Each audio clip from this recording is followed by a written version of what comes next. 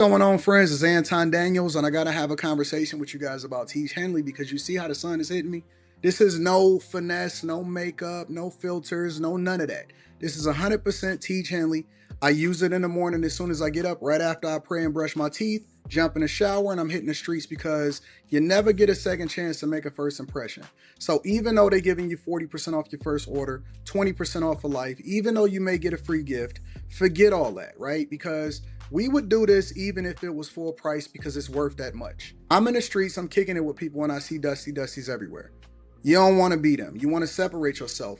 And the way that you separate yourself is self-care. Ladies get it for the fellas. Fellas don't wait for the ladies to get it for you. I'm about to hit the streets right now and I'm feeling confident. I'm feeling great. I mean, I already got confidence, but to have that extra boost of confidence, knowing that you've taken care of yourself and you set yourself apart from all of the rest of the sheep that's walking around making bad decisions on a daily basis.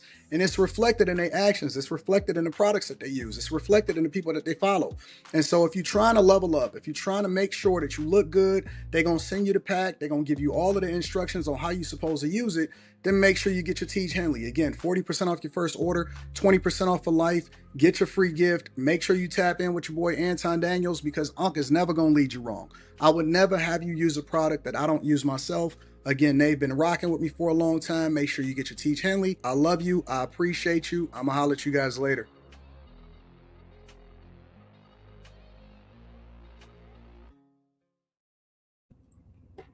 What's going on is Anton from AntonDaniels.com. I appreciate you guys for continuing to rock with me.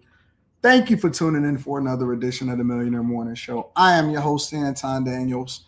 What up, what up, what up, what up, what up? Got a lot to address. What's going on, friends and family? Yeah, it is Wednesday, January 21st, 2026, year of our Lord. What's going on to the chasers? What's happening? What's going on? I see y'all. Familiar faces. Familiar faces. What's happening? What's going on, y'all? How y'all feeling? Well, let me read some of the cash apps to make sure that we all on the same page. Because I want to always make sure that I acknowledge the people that support the platform the most. And then we're going to get right to it.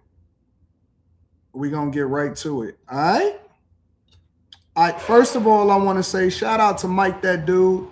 I appreciate you. Shout out to Spencer Campbell. We're in the building. We're in the building. So I'm going to start this off going ahead and addressing what it is that a lot of y'all came to see. And then for the rest of us, we're going to go ahead and kick it for the Millionaire Morning Show, and we're going to do our normal everyday thing. All right, let me read some of these super chats, and then we'll get it popping. Top Flight says, moaning, AD, I sent you an email. You need to check it out. Stay dangerous.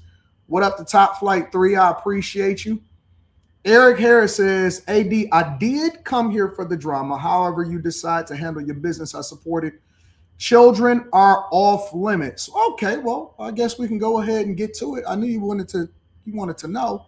So there are some people that are watching this right now that I remember used to being here all the time, and there was heavy supporters. And now I see that some of them are a little bit different. Like, for example, Vatos Bulldog says, stop the cap like you didn't wake up ready to respond. I'm going to speak to that. Vatos Bulldogs used to be a very, very heavy supporter of the show. But what I've realized is people will switch and change depending on how messy that they want you to be. So I'm going to address this like this, because the thing that I tell people all the time is you never, ever, yeah, facts, fair weather friends. We know what it is. We know what it is. We've even revived some people's platforms with hate. But in a month, those same platforms are going to have to figure out what else to talk about once this whole thing dies down. All right, but let me get to exactly what it is that y'all want to talk about. So, of course, I'm familiar, and of course, People were sending it to me yesterday and all of that, right? They were sending me everything about everything that was being said about my daughter and my wife and all of that stuff, right? And so the thing that I try to tell people on a regular basis is this: never, ever, ever, under any circumstances, let your emotions make you make illogical decisions. We are a thinking people now. We are evolving. We are no longer subjecting ourselves to the same rules as the streets, as the culture, as the thing that we criticize the most. So I'm going to just say this. I'm not going to make it a long thing. I'm going to be very, very clear. And we're going to move on. I'm not going to address it again. All right. So here's the thing. Since the beginning of time, I've always, my number one thing in life, above all, when I made the decision that I wanted to have a kid, and I said that I was only going to have one kid because I wanted to make sure that I poured every single resource that I could into the kid, right? And that is the purest thing that we can do, is that we can take care of our children. Our children are the ones that are our future. Now, I'll give you a little bit of insight for those of you that may not be familiar with my daughter. USA team, at different points throughout the year, she's usually ranked about number 2 or number 3 in the country. Junior Olympian, probably has close to over 325 medals, of which 200 and maybe 80 of them are gold. Has traveled across the world representing our country, and is probably the sweetest soul that I personally know. Now, of course, we can be a little bit biased because all of our kids are the sweetest things to us. Those of us that are in our kids' lives and that are participating in our children's lives.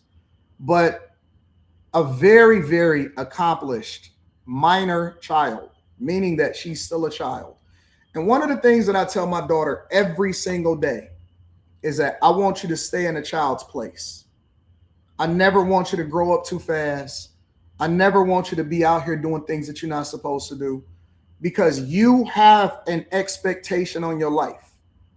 And so the thing that I've always done is try to protect my daughter against the world, from the world. And what this has shown me is that eventually all of our children, and she is still a child because she is an underage child, all of our children eventually will have to see how ugly the world is.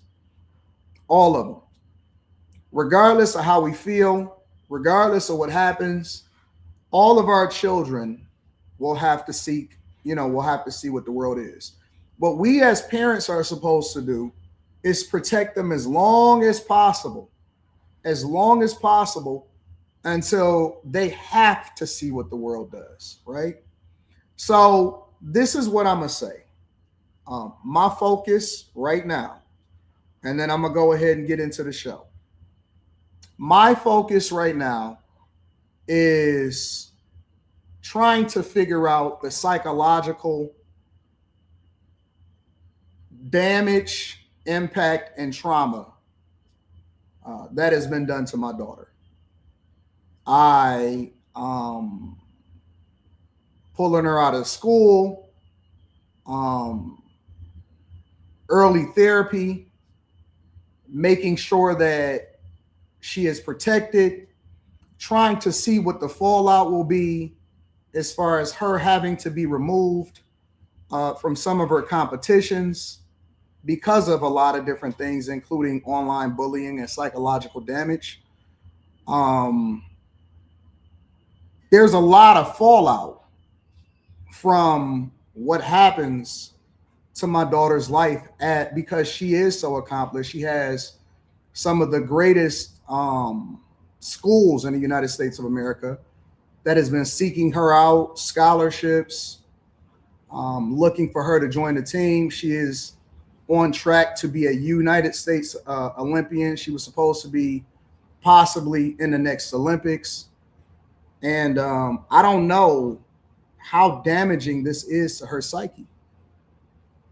I don't know. Who knows? This can be a lifetime of damage. We don't know what butterfly effect things that we do to our children. And the one thing that most fathers, Black fathers, try to do is they try to make sure that their children are protected.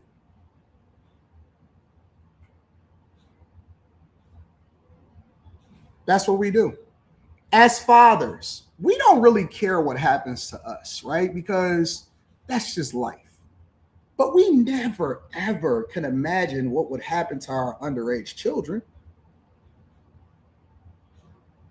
No. No matter what happens to us, we don't want anything. For those of us that are in our daughters' lives, we don't want anything to happen to our children. Under no circumstance. And so I don't know. I think that a lot of people don't really understand the impact. And I'm speaking to all of us, for all of us. We don't always know what the impact is to our children. We don't know the psychological damage, the emotional damage, the wreck that happens in their lives when other people go after children. I thought that children was off limits. But I guess not. I guess not. So my number one concern, and I'm going to say this, and again, this is for all of the civil, awesome Black people out there and people in the United States of America that want to ensure that their children are protected. My number one goal is to always try to figure out how I can protect my underage child.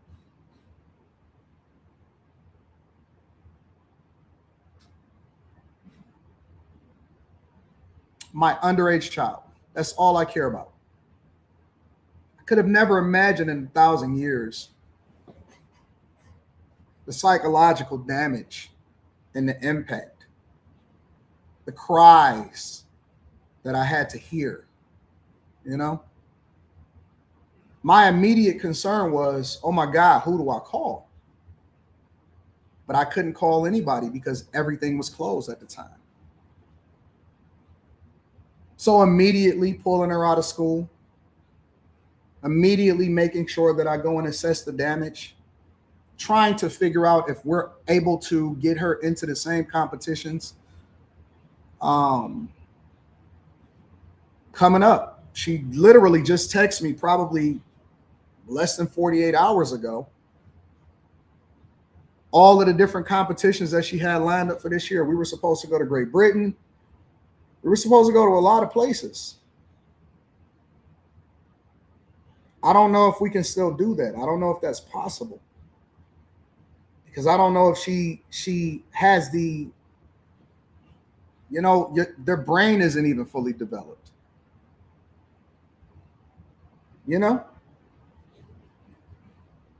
Literally. So crazy. She had just sent me her pictures,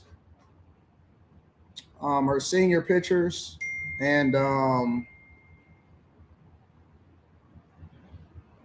she had also sent her schedule. Literally, this was yesterday at 10:22 p.m. At 10:22 p.m. Let me show you. See that? See the schedule? The tentative, see how it says tentative schedule?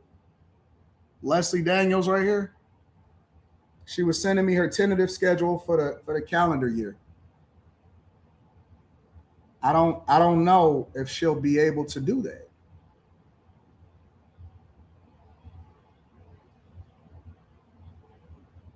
I've invested millions and millions of dollars. Millions of dollars into the well-being of my child.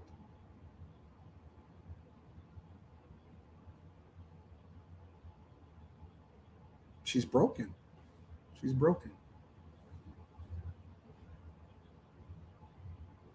So for me personally, I have to figure out what that looks like. And I'm willing to do anything to protect my child, to make sure that they get the best care possible, to ensure that hopefully she can recover from this. So that's all I have to say. I don't know what else y'all looking for. Any father understands. Any father understands what I'm saying. Any father that is in their child's life understands the impact. You know what your child feel like. You can sense it on them. You can feel it on it. You know what it feels like to take care of a sick child? You ever had a child that you had to sit with that had a fever, and then you had to break the fever because none of the medicine was working? Some of us have been there. That's what it feels like. It's like trying to break a fever, but you don't know what long-term damage that can make. Our entire life, we've done everything to protect our child, ensured that she's never, ever, ever needed anything whatsoever.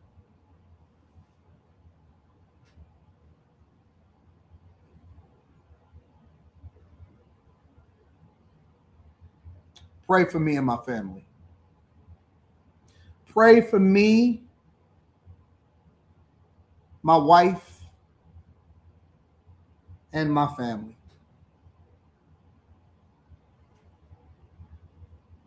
God bless. That's all I have to say about that. Make sure you guys hit a like for the algorithm. And at this point, I've been advised not to say anything else about it. So that's all I've been authorized to say. Had a couple emergency phone calls. The only thing that I can say at this point is that I can't say anything else about it. First, I need to go and make sure that my daughter is okay. And so it's a lot of tests. I'm not sure if she got to get pulled out of school for the rest of the year. This may affect her in that way. So I have to make sure that she's okay. She's no longer safe even going to school anymore. We got to protect our babies. We got to protect our babies. Under no circumstances will I ever allow for my daughter to go under.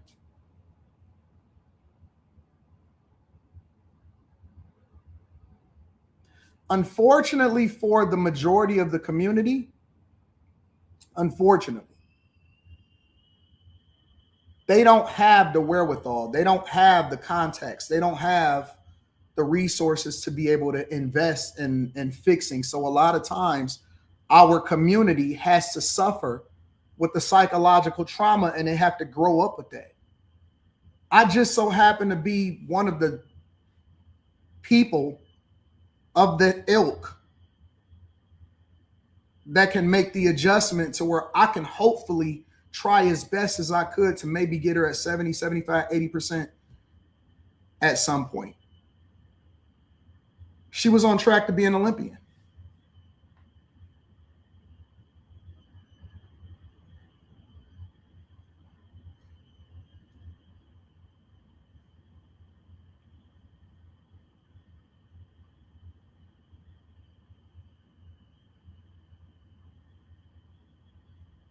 And I'm surprised at the community as I'm reading this chat right now. I'm surprised at you guys. I'm surprised at you guys. So wait a minute. Are you guys telling me, some of you, because I see the overwhelming majority of you are logical. Are you guys telling me that it is okay for people to go after underage children? Are y'all validating this? Wow. I'm amazed at the culture. I'm amazed at the culture. Are y'all telling me that it is okay to go after underage children in real life? Not speaking in general, Not speaking, oh, okay, well, this is how I feel about the community and how it is that we raise our children. I'm talking about real life people.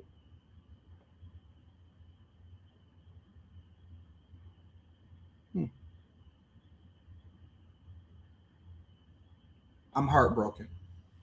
I really am. I'm heartbroken. For all of our black women, that's out there that say that and had something to even say. I seen y'all do a breakdown of Ryan Davis and what he said and all of this stuff.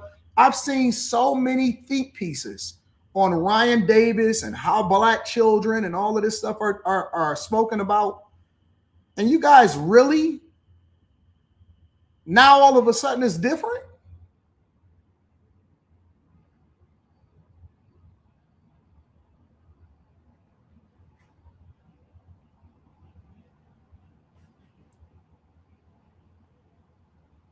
I'm heartbroken. I really am. In shambles, 100%. I'm in shambles. I'm in shambles. I am 100% in shambles.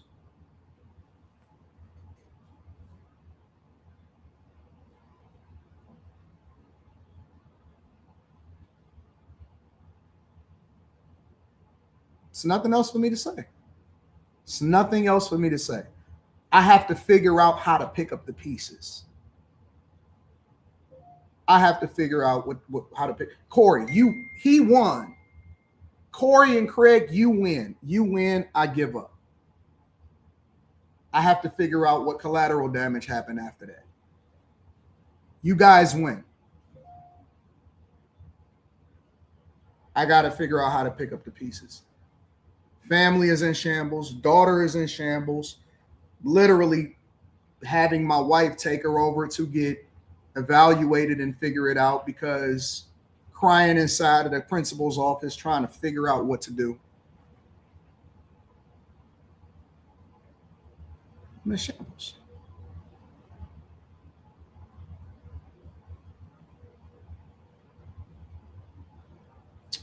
Make sure you guys hit a like for the algorithm, subscribe to the channel, and turn on your notifications. Let me read some of the super chats, and then is it possible that we can get to the regular show? Is it possible that we can get to the regular show? To all of the bad chasers and Patreon members, we're almost at 21,000 Patreon members. Make sure you guys tap into the Patreon. Link is in the description as well as pinned to the top of the chat. And then let's read some of the super chats and let's pray for me, y'all. Pray for me. Pray for my family.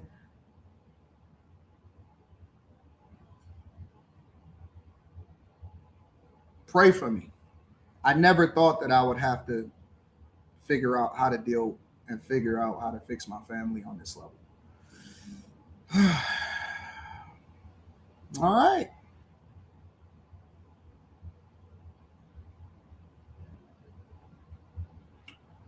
Eric says, I came for the drama. However you decide to handle your business, I support it. I have to focus on making sure that my daughter is fine. The only business that supersedes all business is family and my daughter. All right. Chat from Morris says, I swear to be a comedian, a person would have to actually be funny. The only reason why people laugh at him is because he's dumber than a box of rocks.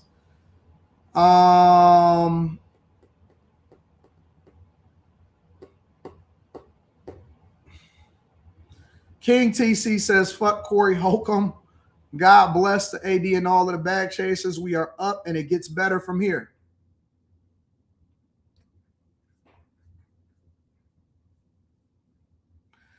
Shout out to you. I appreciate you, Gad. Thank you for holding us down.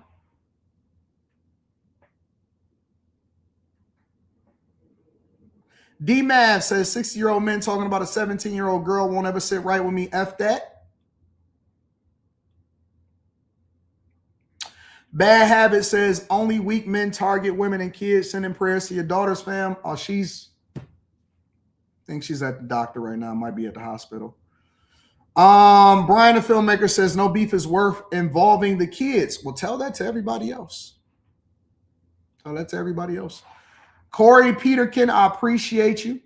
Eric D says, praying for you, Anton. This is just one of life's trials and tribulations that you will figure this out. Stay strong, bro. I'm on it. Thank you. Thank you.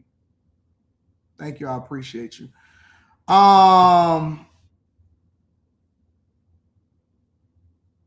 True Andrew King says, I miss what happened, but I'm praying for you. Thank you for your prayers. Thank you for your prayers. I appreciate you. Mr. Law says, I don't think I've ever experienced secondhand anger before today. Well, we got to control ourselves. It's not about anger. It's about protection. All right.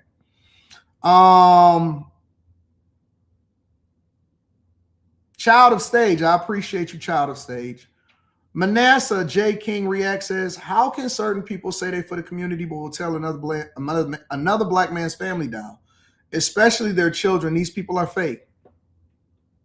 Just a Brown Girl in America says that Corey is a low-down son of a bee. He knows kids and families is off limits. That shows how butthurt he is, and it's disgusting. These are y'all opinions. I'm just reading them. If the art of war was a person, I have no idea what you're talking about, but thank you from Canada. Tia Marie says, if I, as an adult woman, have secondhand anger and hurt, I know your sweet baby is devastated. Praying for her psychological health and healing. Thank you. Thank you. But you can't put the genie back in the bottle now. So,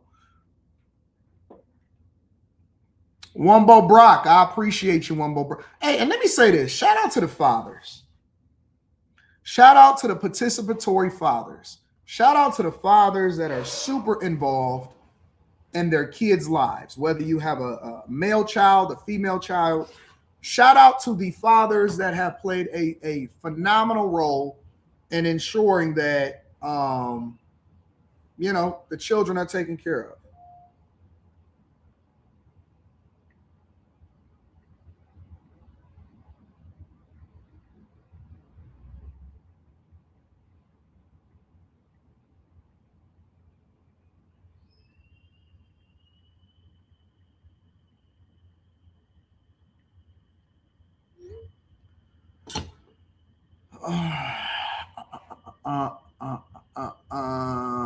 Child of Stage has been watching since a minor. I'm 19. God bless. Shout out to you. I appreciate you.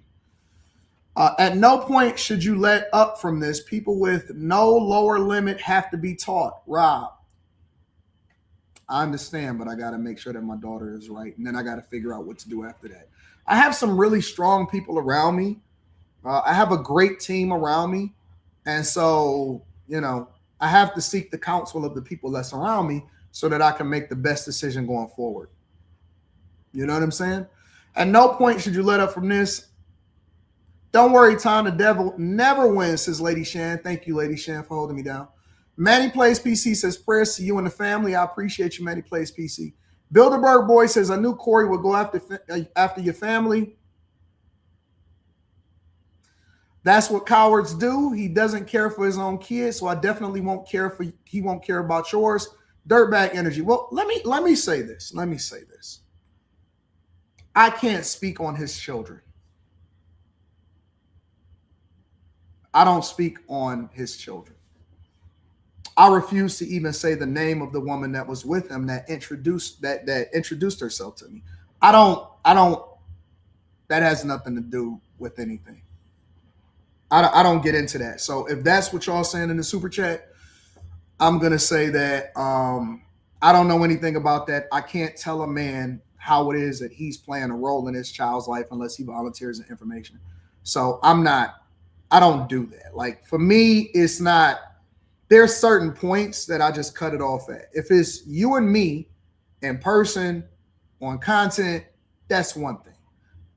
I'm not going after and doing a summer jam screen on somebody else's kids. I know it's a lot of y'all that wanted me to do that. Some of y'all was DMing me. Some of y'all was emailing me. That's not my life. That's not my play.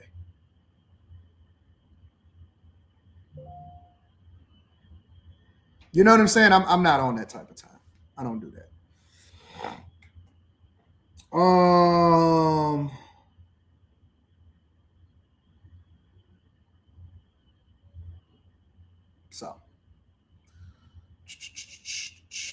Steven says, salute AD and the bag chasers. AD, you were right when you said Craig and Darlene gives no pushback at all.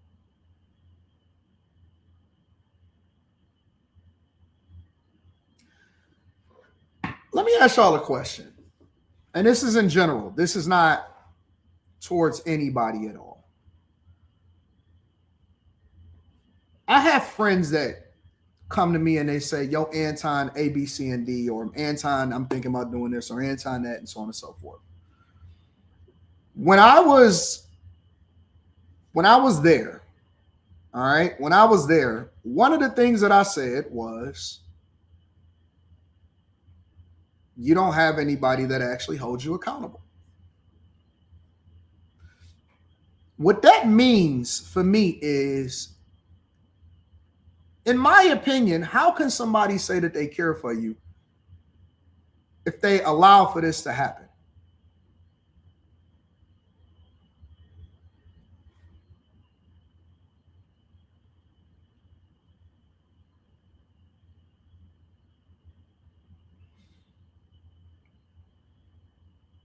You'll see. You'll see. Not even when he was talking about kids, a damn shame. Shout out to you, Steven. Call Me Taji says, my motto during tough times is small problems to a giant, the rest is noise, get money, big dog. Well, we always do that. Shout out to Call Me Tazi. I appreciate you for the 100 ball. I always acknowledge all of the super chats. Leno says, Atsu, homie, my boy. Well, listen, I'm not focused on that. I'm focused on the well-being and what the true cost is going to be psychologically, emotionally, that is going to be inflicted on my family. That's all I'm focused on. It's the Shy Guy says, in the end, AD, vengeance will be yours for what he's done. Vibes 6502 says, I can't wait for the 5150 to become part of your portfolio after this. I have no idea what you're talking about. B Southern 92 says, AD, keep being a mastermind and giving a master class. Thank you, my love. Thank you, my love. Treadmill Game says, Corey Holcomb is a true punk. What a sucker he is. Prayers to your daughter. Thank you for the prayers and the well wishes. Stanancia says, you can tell who in the chat was raised by punks. Chase Barnes says, a hedge of protection for AD and his family covered them, Lord. Thank y'all. Thank y'all for the well wishes. Crown me. Can somebody time out? Give me a second. Let me figure out. I got it. Don't worry about it. I'll take care of it. I got it. Crown says, praying for you and the family. Your daughter has inspired my daughter to want to try karate. Sad to hear how this has affected her. Legacy Arranged says, praying for your family, looking forward to your healing and more success. M. Moore says, and we know that God causes everything to work together for the good of those that love God and are called according to his purpose for them, Romans 28.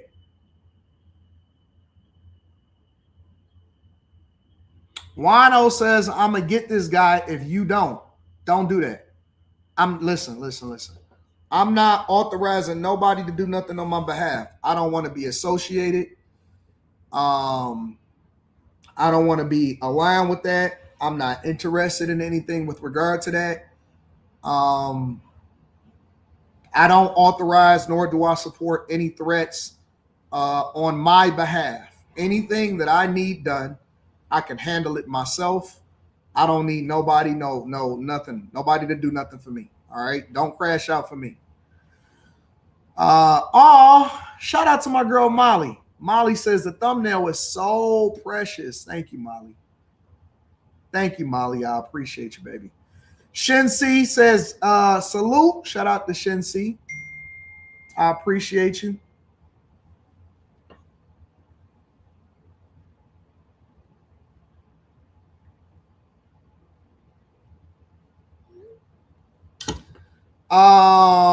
Just a brown girl in America says, so we don't. What's the report for bullying as a minor? I don't have nothing to do with none of that. Dr. Mad Hatton says Corey has kids too, and he still did that. Big ups to you for taking a high road and taking care of yours. I don't know what he has. I don't get into his family. M. Moore says she will come out of this 100 praying for her and that your family can use this as a learning opportunity because it won't stop, unfortunately. Gino White says prayers to you and the family. Thank you, Gino. I appreciate you. Just a Brown Girl in America says super chats have not the super chats have them looking dumb. They call me Mr. Bibb says good morning to everyone. Real life PJ says I'm praying for you and your family. AD, I hope you take that fool show and take everything he owns. I don't ever want to try to remove somebody from being able to earn for themselves. Y'all know that. Listen, the three things that I stand for is maybe I need to add a fourth thing. I don't ever wish death on anybody. I never wish for anybody to go to jail without that they didn't do. And I don't wish for anybody to lose their income and their ability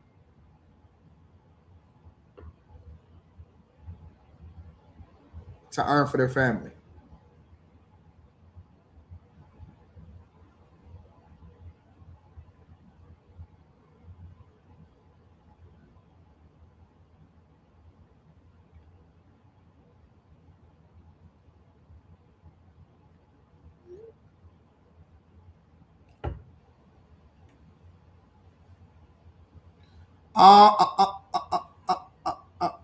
Nichelle says if they let you crash out without saying a word, they hate you. That's a fact. I never wish death on nobody. I never wish for anybody to go to jail without a trial, and I never wish for anybody to not be able to make money for their family. All right. Dark Spartacus says, Dear Heavenly Father, I ask that you keep AD and his family under your covenant, that no weapon formed against them shall prosper. I ask this in Jesus' name. Amen. Keep your head up and stay blessed. I'm on it. I'm on it. I'm on it. Green Blaze Fly Eagle says, Hey, Anton, didn't watch that. What he did to your family. I'm sorry in advance. You don't have to be sorry. Just pray for us.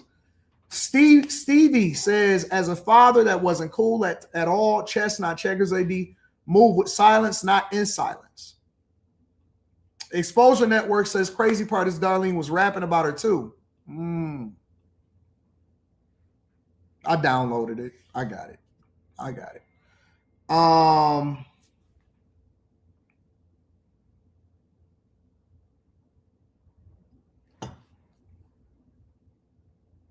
Yep, that's her. That is her.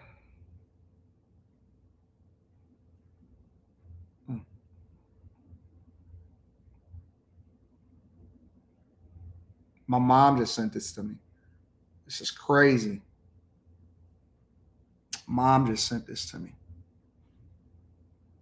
All the awards that she received this year is crazy. It's crazy.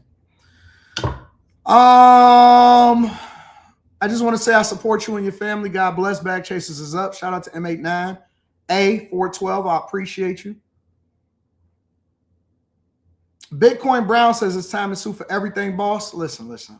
I don't want to get into that. That's not what I'm talking about right now. Savannah says, do you fault yourself for getting in the arena with that devil? You and your family are such great people. We love y'all. No, I think that I think that everything is happening in the exact time that it's supposed to happen, when it's supposed to happen, because this is how God has planned for it to be.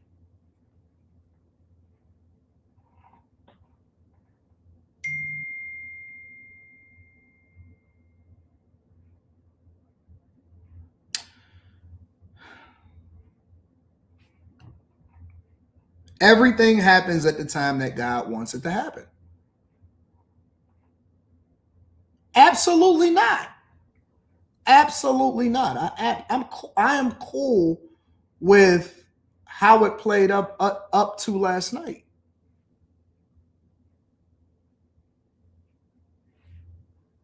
Everything is supposed to happen exactly how it's supposed to happen. What are we talking about?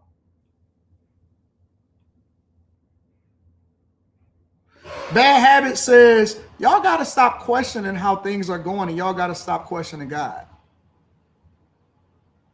Bad Habit says you might have to make the chat sign a non-retaliation form. Miss Sanchez says this is an unfortunate situation that has brought innocent individuals into it. I'm sending my prayers to you and your family. People have to do better.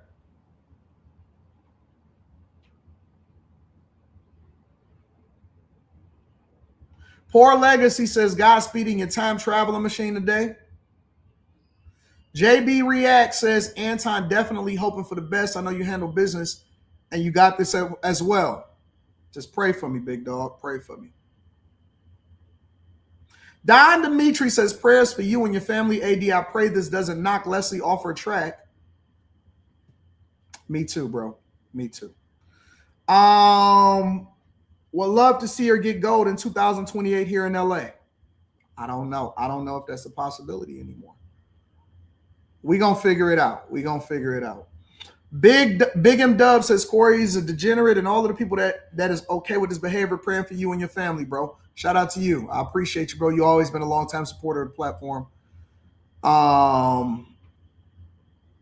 The Pathfinder's Journey says this is why street culture needs to be terminated. Family is off limits, real sucker-ish. When it first happened, I thought y'all was too old for that. Appreciate you the well wishes, bro. Appreciate the well wishes. All right. Y'all ready to continue on with the show? Brittany B says, I got your daughter in my thoughts, but when you move 10 steps ahead, some people can't see. All your points have to be proven.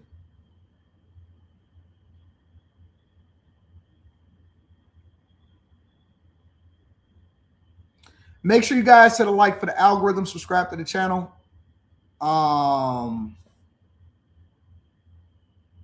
And turn on your notifications. DJ Vapors says, AD, respectfully, sometimes we got to let fools be foolish. I love your stance on this. And you and your family is in my prayers. I appreciate you, big dog. Thank you for holding me down and praying for me. Let me read one more before we move on.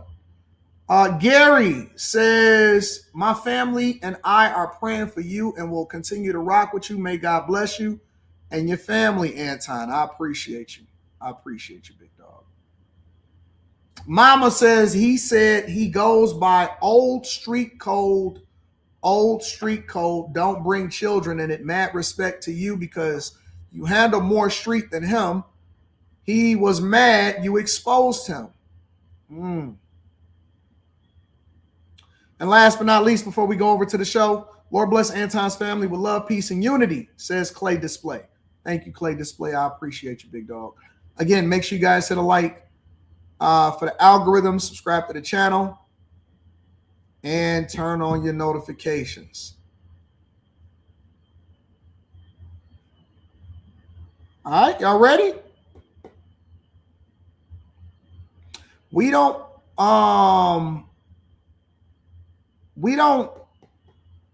play by the same rules as everybody else.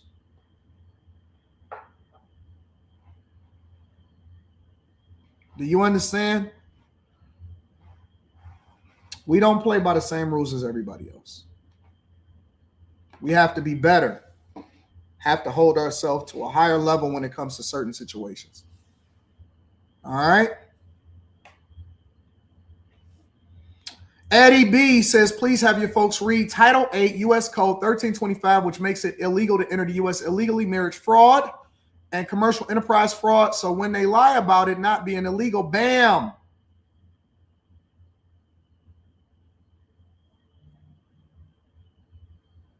All right, y'all ready to get started with the show? All right, that's all I have to say about that.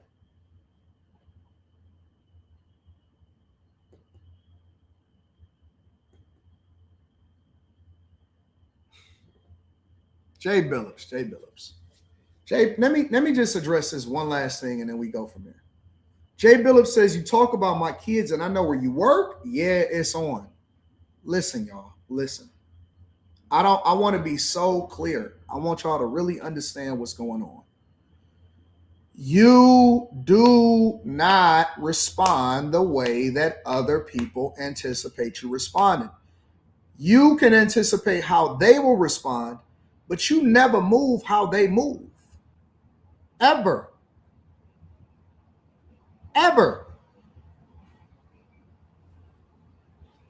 Listen, we got to get out of our emotions and focus more on making logical decisions. Stop trying to crash out and throw everything under the bus.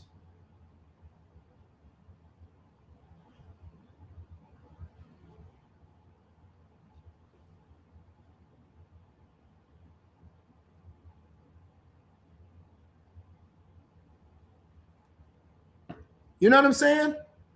Relax. Relax. It's not always about crashing out. It's not always about, oh, it's up. So if you do something like that, then what happens? Your whole family is missing you. What if you get caught? What if you get caught? Now the rest of your family that needs you in jail for the rest of your life because you want to crash out? We got to think. The whole world want to see the crash out all the way out. The whole world wants somebody to die. The whole world wants somebody to go to jail. The whole world want to do that. That's not what we own no more, bro. We not on that.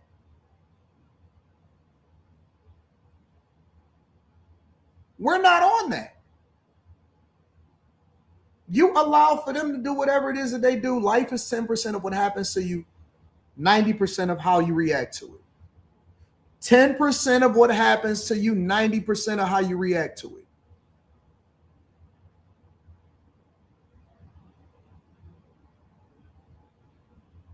Remember that. Remember that. I'll read more super chats shortly, but we got to get into the show. All right.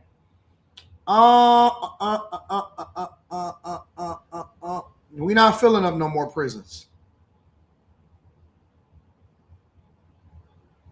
We're not filling up the prisons anymore. We not on prison talk.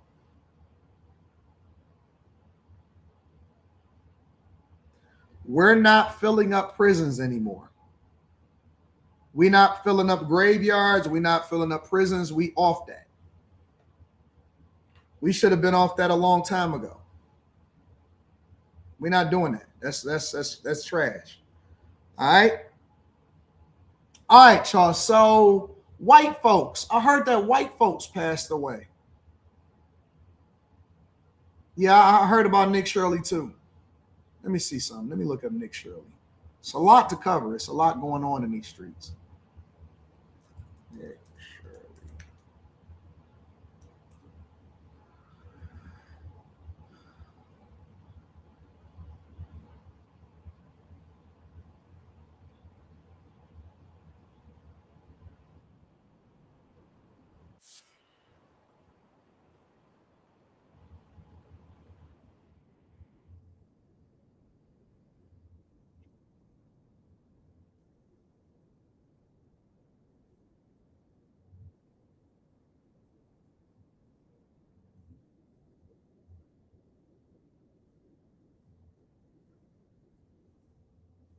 It wasn't hard to find the funding amounts. We looked at the centers that received CCAP funds, and then we listed them out. We had what was originally referred to as the top 100 list, and it was based off of centers receiving the most CCAP funding, and that was generated through the billing process. Is made up, incidentally, overwhelmingly of U.S. citizens. 95% of Somalis in Minnesota are U.S. citizens, including 58% of whom were. Thank you for your time and your commitment to ensuring accountability within publicly funded. Chairman Biggs, Ranking Member McBath, and members of the subcommittee. I appreciate the opportunity to testify before you today on the important issues of law-abiding, tax-paying citizens here inside of the United States. I've helped bring to light widespread fraud that's happening inside our nation, and we the people have had enough of our hard-earned money going towards fraudsters as if it's no big deal. As I speak here, I want to ask everyone a question. How much do we trust when we pay our taxes it's going to benefit our nation? People erupted during the Boston Tea Party over just a few percentages as they believed they were being taxed without representation. Nowadays, we have the representation, but do we trust our representatives? My name is Nick Shirley, and I made a 41-minute video that I posted on platforms like X and YouTube. My video received over 100 million views, and it created instant change within our government. As the federal government launched investigations and departments. Did his videos do over 100 million views? Good gosh. Such as Health and Human Services froze over $185 million in childcare funding until businesses can prove they are legitimate businesses. I actually became aware of the fraud that was happening in Minnesota in June of 2025, as I was there for a separate video, and Minnesotans started reaching out to me, asking me if I was making a video on the fraud. I said, well, what fraud? And this lady, she was a real estate agent, and she says, well, I'm having a hard time selling my properties because people are curious about these assisted livings that are popping up next door to some of the houses that we're buying, or the home health care clinics that are popping up, and we don't know who's next to these houses that we're trying to sell. And I said, well, I'm not gonna come and make a video if I don't have any proof. So therefore I left Minnesota, and I continued to look for fraud in the best way I could.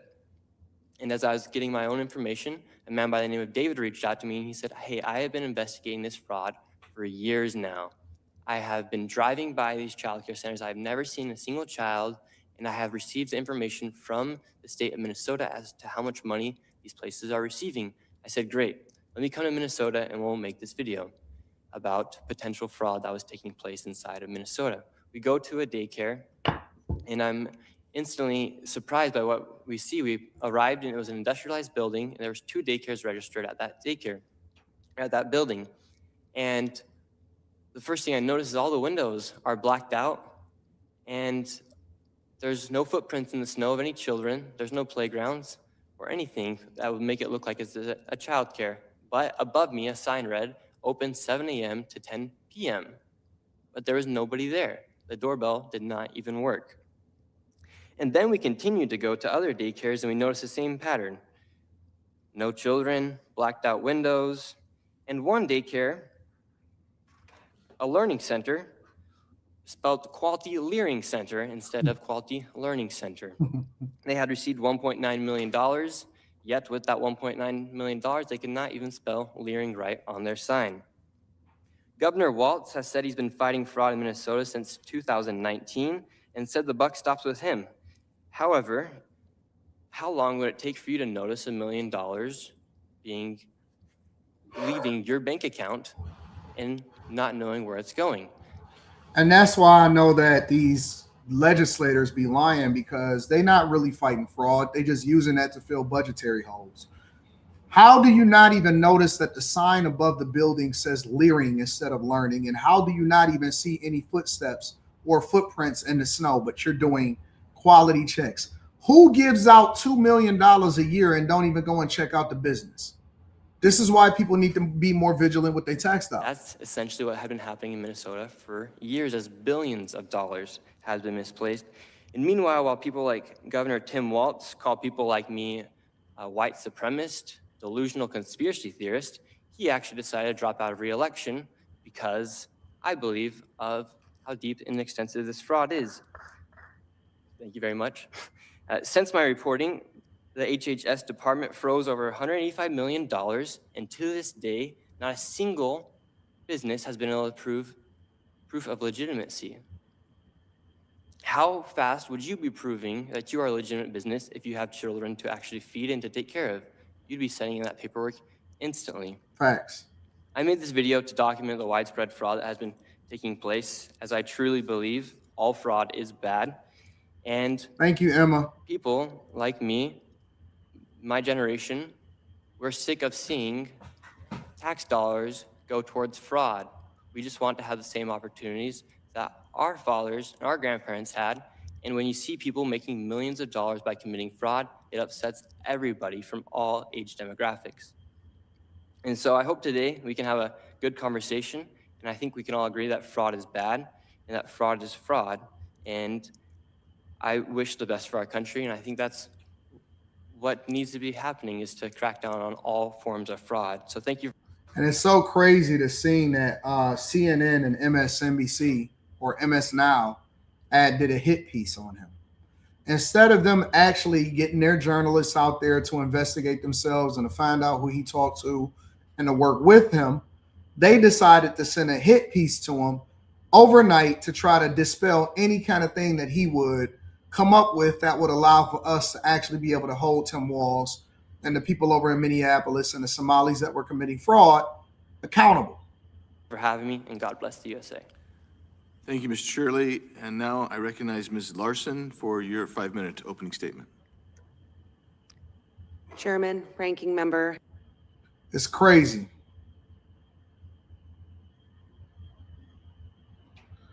What's the point of testifying?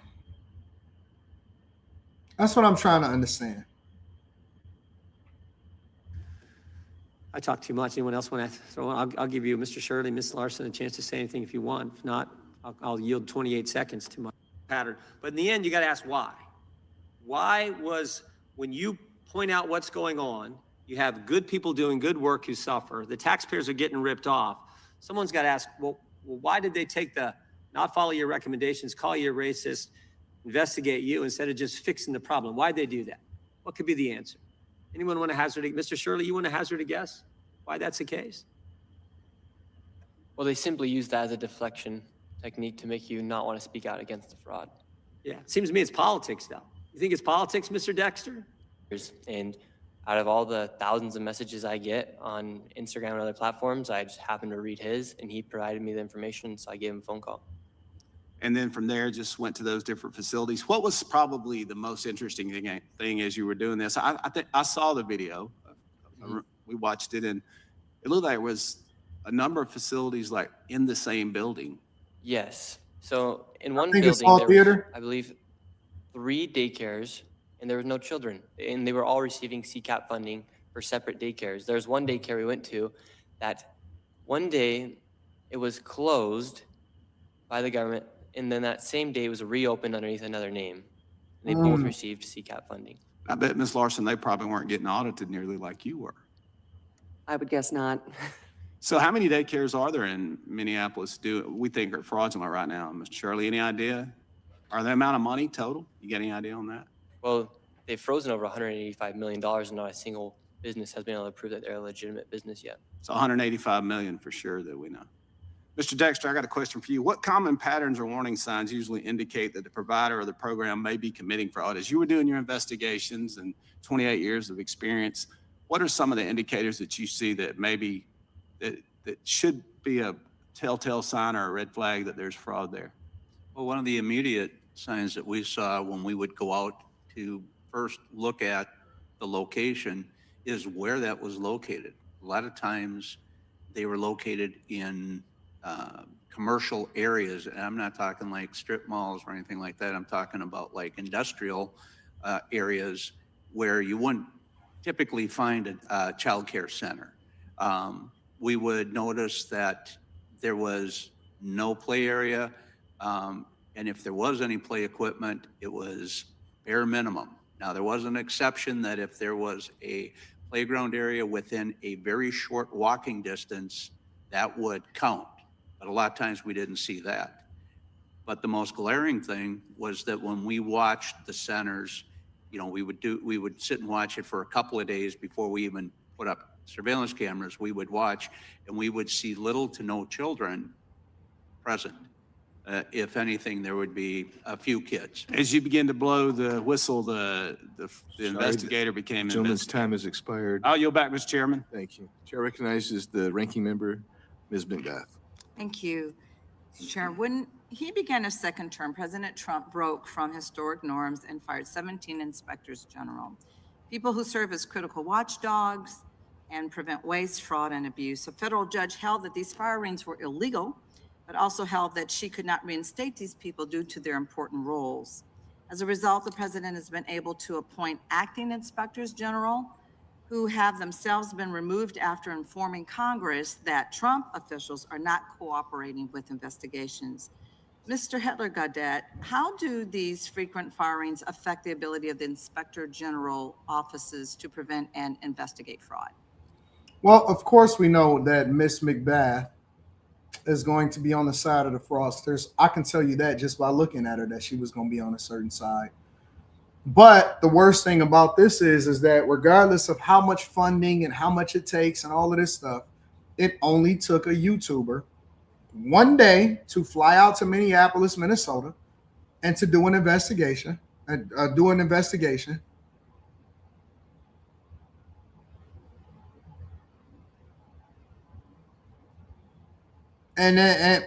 so when all of this is said and done, how difficult is it to figure out whether or not somebody has a legitimate business that you're giving to over $2 million a year to?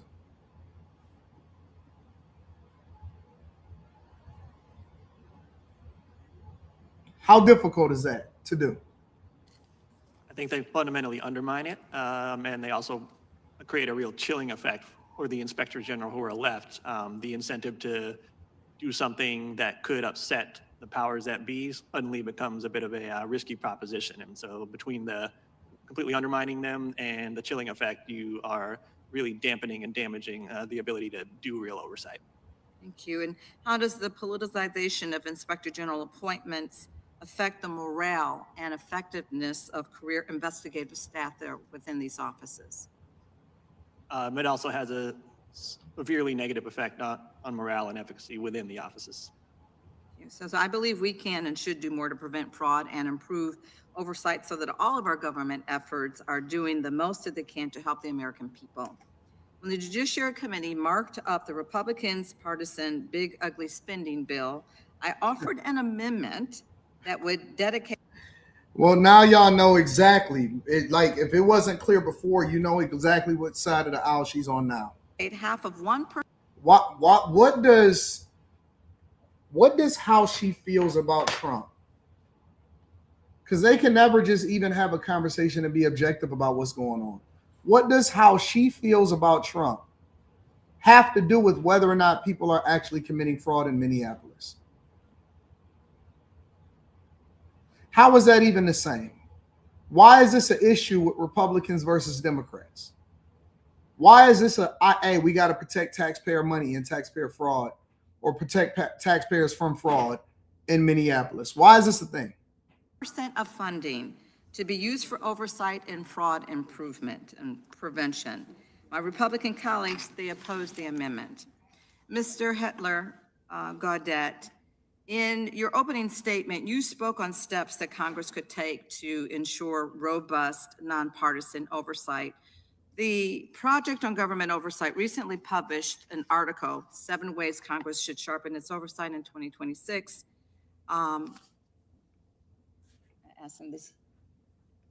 Without objection. Thank you. Thank you. Is there anything else that you want to highlight from those recommendations? Sure. Yeah, I just want to pause to note that Congress really is the indispensable actor when it comes to doing oversight.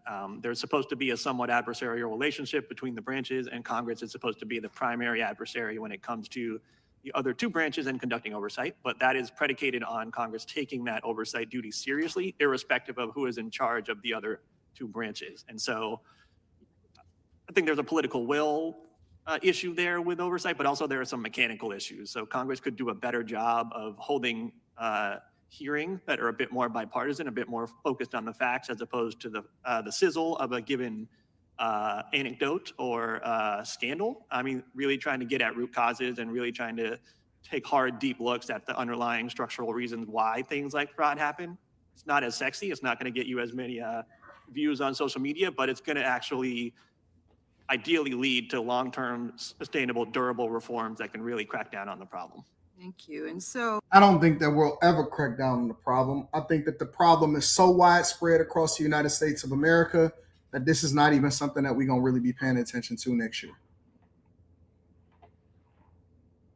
I think the biggest problem for the Somalis, as far as how they feel, is that they tired of white people bringing visibility over to Minneapolis by doing all of the protesting, and they want them to go home so that they can get back to getting to the money. But I definitely think that this is happening all across the United States of America without bias. People are running up a bag and they taking advantage of the system, and it's not going to translate into any taxpayers receiving any money back or them stopping the fraud. They're just going to tax you more, and they're going to say, hey, why ain't you paying your fair share? Shout out to Nick Shirley for his testimony. This is also a marketing opportunity. Make sure you guys tap into the Patreon. Link is in the description. Teach Henley. 40% off your first order, 20% off of life. I did release a video inside of the Patreon yesterday. So make sure y'all tap into the Patreon. Let me read some of y'all super chats and see what y'all saying out here. Tyree Effect says, ego loves the stage, wisdom avoids it. Stay blessed, sir.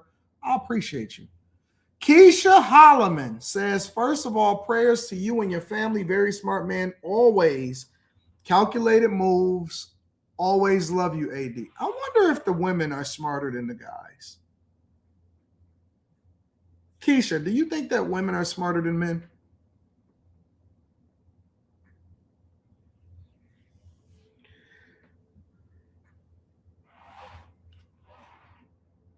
Because it seems like women understand. They get it.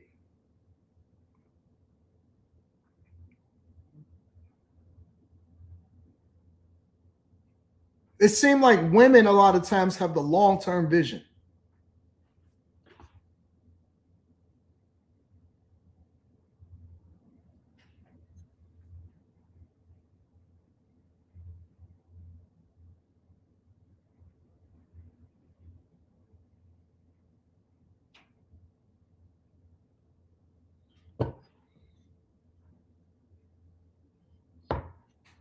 Do y'all think women are smarter than guys as far as the wisdom? A lot of times what I see, let me tell you what I see, Keisha. I see more men being emotional than the women. I don't see women playing into their emotions in this, like with this whole situation. It's the guys. Maybe that's why the prisons are so full. Y'all saying no, but the evidence is saying otherwise. The guys are the ones that look crazy.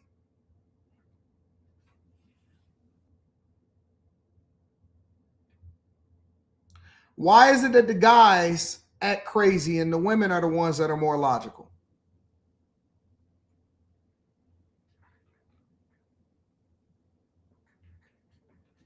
Honestly, every time that I see somebody crashing out in the chat, 9 times out of 10, it's a guy.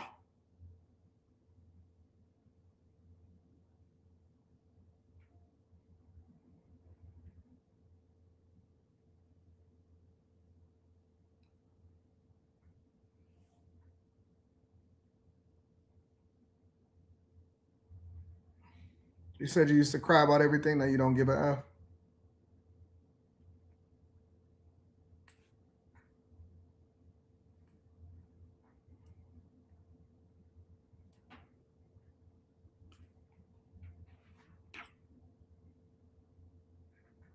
I don't understand it.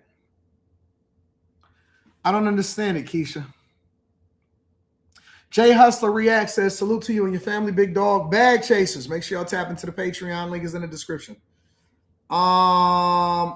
Ricky Free says, hey, AD, prayers up to you and the Daniels family. You got a bag chasers across the nation that got your back always. I know, bro. I know. It is insane. It is insane how many people are dedicated and hold me down and rock out with me. I'm always amazed at the level of support that I get. We got our own army, our own movement. Shout out to you, Ricky Free. Lanita says he has touched God's anointed in his family. Some people don't understand what they do in the spiritual realm. Leslie is going to be more solid after this. Can't wait to see it. Shout out to you, Lanita. I appreciate you. Jesse V. Royalty says, it's not the Watt man, it's dudes like Corey. Shout out to Shen C. I appreciate you with the chess piece. Jason A. Team says, 80 prayers to you and your family. Us bag chasers always got your back. You do too much for all of us and the community around you. Dust mites and demons will always crash out and be foolish. Shout out to you. Hold on. You know, I'll be getting text messages out in these joints.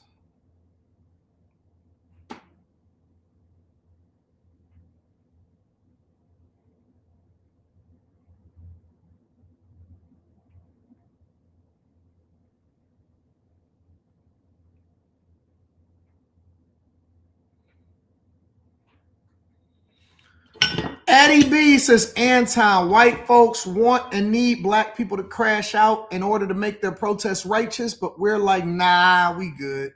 You told us over and over in places like Chicago, you had no ends for us. That Chicago, you had no ends for us, but you did so for illegals. Shout out to you, big dog. Queen of YouTube says, protect your family by any means necessary. Corey Williams says, think the smartest and retaliate the hardest, regardless if you are a thug or a comic artist. Time to dust off the 48 law. we not on that. B Southern 92 says some women are more calculating and methodical. AD, I see that. Eddie B says, black people, if you can't see by now that demon rat socialists don't care about the U.S. or the citizenry at large, only replacing us as the number 2 voting demographic, but utilize our struggle to institute radical change. Wake up. Shout out to you, Eddie B. Christopher Williams says, prayers to you and your family, always supported. Thank you for Christopher Williams. I appreciate you, bro. J Dubs says, I don't know you personally, of course, but you have helped me professionally and personally in my life. I just want to say I appreciate and praying for you and your family. Thank you, J Dubs. I appreciate you. Make sure you hit a like for the algorithm, subscribe to the channel, and turn on your notifications. I want to go over to Whyte, folks.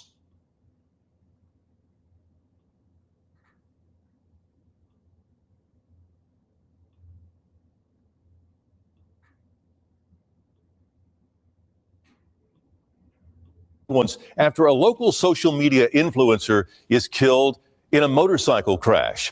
Millington police have identified the victim as 50-year-old Jimmy McMahon, who is known as an entertainer and comedian in Memphis. WRG's Raven Copeland spoke with neighbors and McMahon's manager as his family prepares for his funeral. About halfway down, he came off the bike and his body went into the car.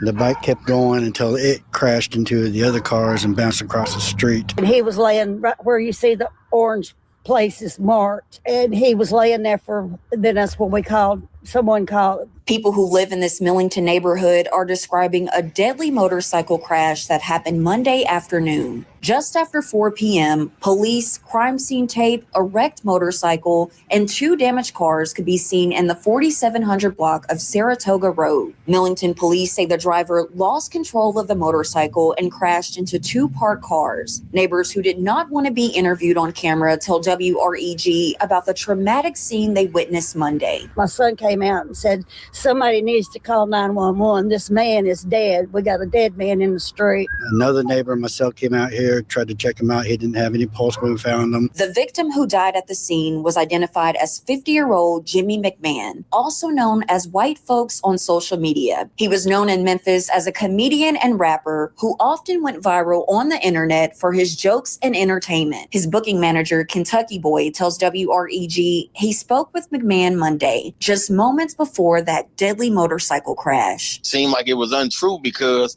I had just talked to him. I'm the one that woke him up yesterday because when I called and when he answered, he was still in the bed. And I was like, what are you doing still in the bed? And it's like 4 or something in the evening. Yeah, have y'all ever heard of Whyte Folkz before? He got over 200,000 people that rock with him on TikTok alone.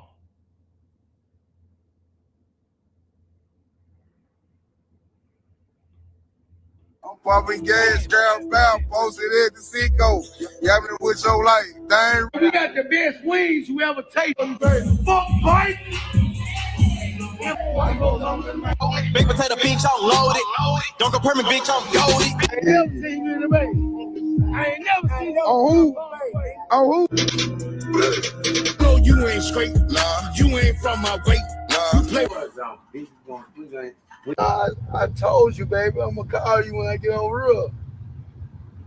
I just left the club. Yeah, I've come across his stuff before. He seems like a really, really cool dude. Obviously, his content isn't for me, but I hate to see when a content creator passes away, especially on something like a motorcycle accident, because it almost seems like, man, this is something that could have been prevented. You know, I live every day like it's my last.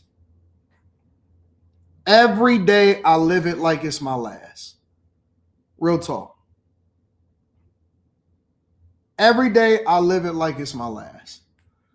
I leave nothing to chance. I'm very, very calculated. Very, very calculated on how I'm going to play out my day. I got a motorcycle. And guess what? He not even doing nothing that was crazy. He wasn't even doing nothing that was insane. You know what he was doing?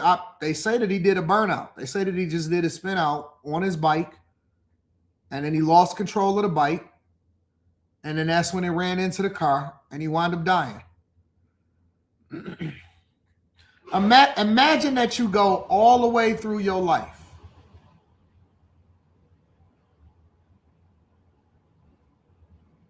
All the way through your life.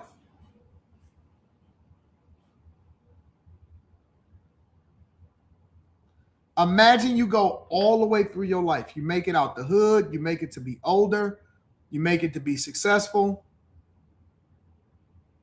All of that stuff. And then you wind up getting killed or taking yourself out on a motorcycle because you was doing reckless driving. That's why when people get older, they get a little bit more conservative. They become a lot more chill.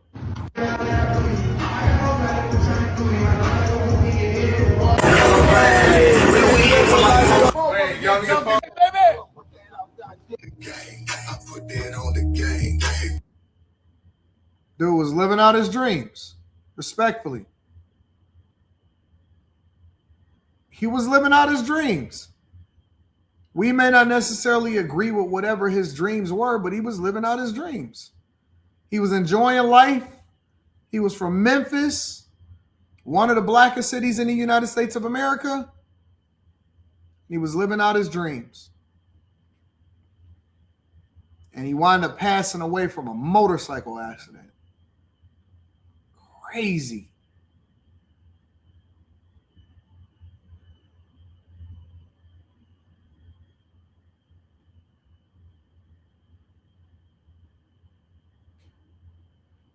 Sick. I would be sick. I would be absolutely sick.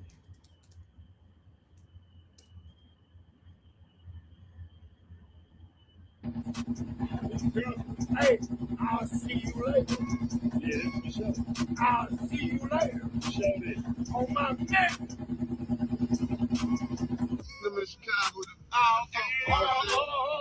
To you, but I still love you. But it's big old G's and D's. Big G. I say I'm so GD. I'm not Salmon City Roar. Hey man, relay when I move. Senior.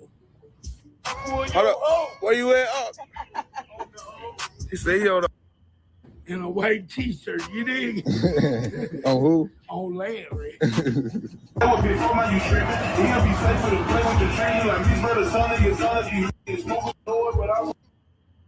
It's messed up. Very, very, very, very messed up. Shout out to him, man. Rest in peace to him. I hope his family does well.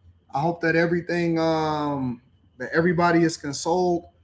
I don't like to see that. It is a very, very difficult thing for a lot of people to deal with, and I don't wish death.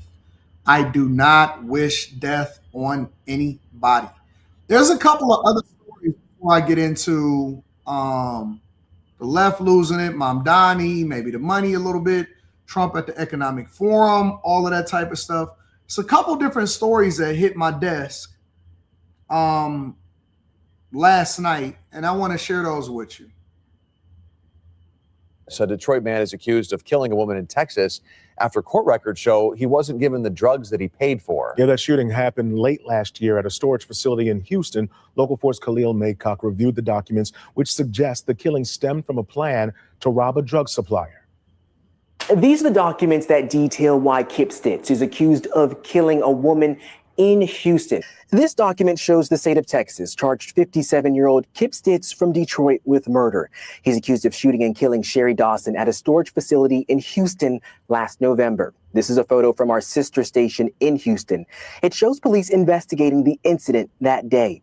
The reason behind the shooting relates to a drug deal where Stitz didn't receive the supplies he paid for. A man named Matthew Jasso describes himself as the common law husband of Dawson, and he says he was the middleman for Stitz. Jasso says Stitz, who was in Texas at the time, was looking to buy cocaine.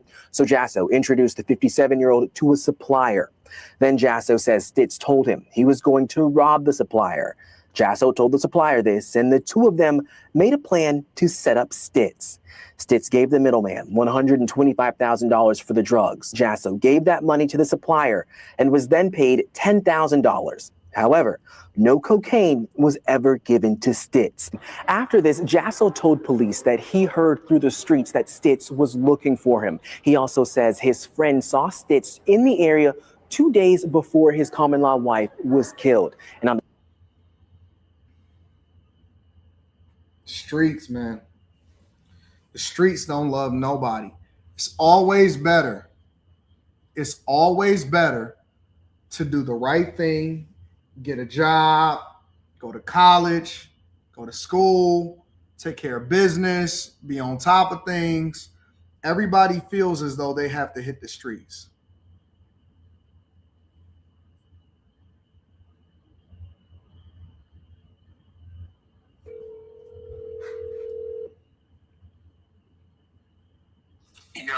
Yo, Jared. What's good with you? Chilling. I'm gonna call you right back as soon as I get off a live stream. All right, let me know. All right, bye. Peace. Yeah, that was Jared. He had called me and texted me. But yeah, I like Apple's new notifications. I like it. It's pretty dope because it'll show you the priority ones, but it'll move the ones to the side. That's popping off. Shout out to Jared Jack, coach for the Pistons. You up, big dog. I told Jared the last time that I seen him that he gonna be the next one up for a coaching job, for a head coaching job. And so shout out to Jared Jack, one of the assistant coaches for the Detroit Pistons. Shout out to my dog. But that actually feeds into some of what I'm saying right now, that you have to make sure that you stay out the streets. It's way more money on the other side. It's way more opportunity on the other side. It's way more greater things on the other side. Real talk. All of this street talk, hey man, I'm gonna rob the plug and junk. You know, that junk sound good in the rap music. It sound good in the rap music. In real life, people die. In real life, people die. And this is one of those situations. Middleman got set up, knew he was robbing, told the plug. the day of that shooting, he told police he believes Stitz did it. That the document goes on to detail a warrant for phone records that show locations where Stitz was in Texas and how he returned to Detroit the day after the shooting. To get more on this case, I reached out to the Detroit Police Department. They told me they weren't involved and to contact the Houston Police Department or U.S. Marshals. Doing a phone call with the U.S. Marshals, they said they weren't involved either. And when I contacted the Houston Police Department, they told me they couldn't provide me a mugshot for the 57-year-old, but they are still looking for him. Reporting in Detroit, Khalil Maycock, Local 4. It's not worth it, man. It's really not worth it. There's another one that's saying that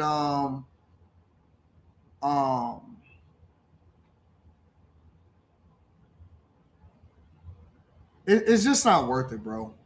It's not worth it to be in the streets, to be out here getting involved with stuff that's not going to be fruitful for you, because it's only so long that you can make it out.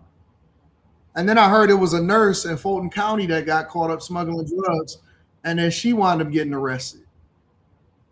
Actor who worked as a jail nurse is under arrest tonight. Investigators say she confessed to having a romantic relationship with an inmate and smuggling contraband into the Fulton County Jail. Channel 2's Michael Seiden broke the story on WSBTV.com, joining us live now in Northwest Atlanta with how authorities, Michael, say this investigation began with a note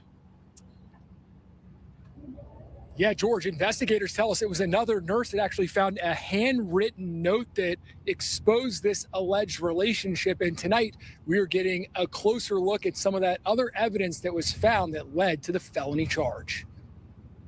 A ring, a gold chain, and a bottle of perfume. Investigators say these gifts were not just tokens of affection, but evidence of a secret romantic relationship inside the Fulton County Jail. Former nurse contractor Naomi Anthony's under arrest and charged with a felony after authorities say she confessed to having. She's not even ugly.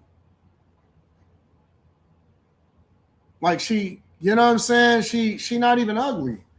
What you doing getting caught up in a relationship and going to jail for your after your job? What is you doing? Now you got a felony. Now you might be in jail and prison yourself. Over what? Over what?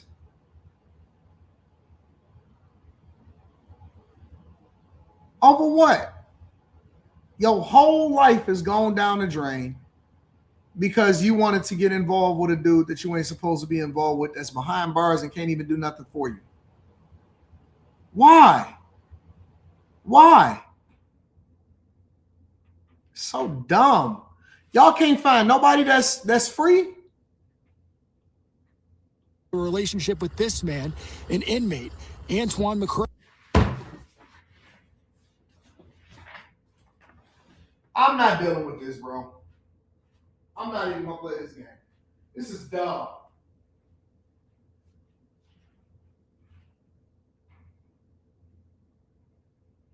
This is straight up dumb. This is the dumbest thing that I done seen, bro. You crashing out over an inmate?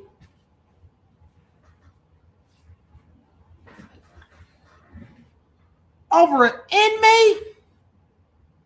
Come on, bro. Stop. Stop. Stop, stop, stop.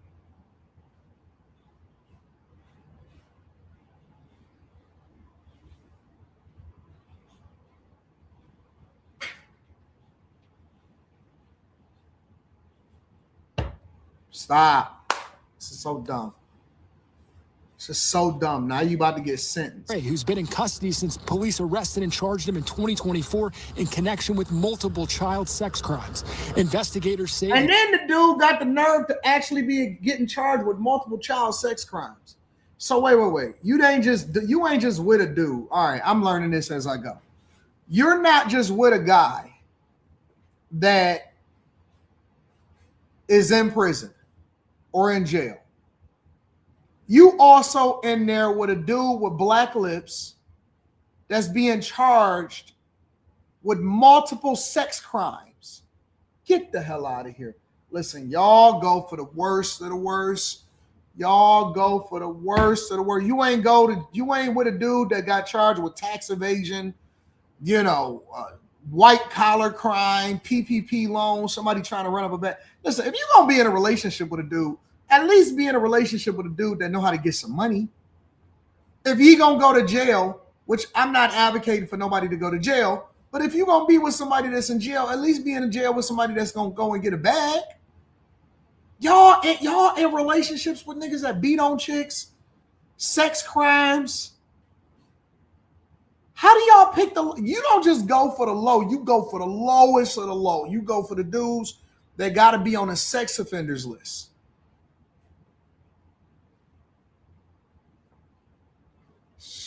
What did he get arrested for? Arrested and charged with a felony after authorities say she confessed to having a relationship with this man, an inmate, Antoine McCrae, who's been in custody since police arrested and charged him in 2024 in connection with multiple child sex crimes.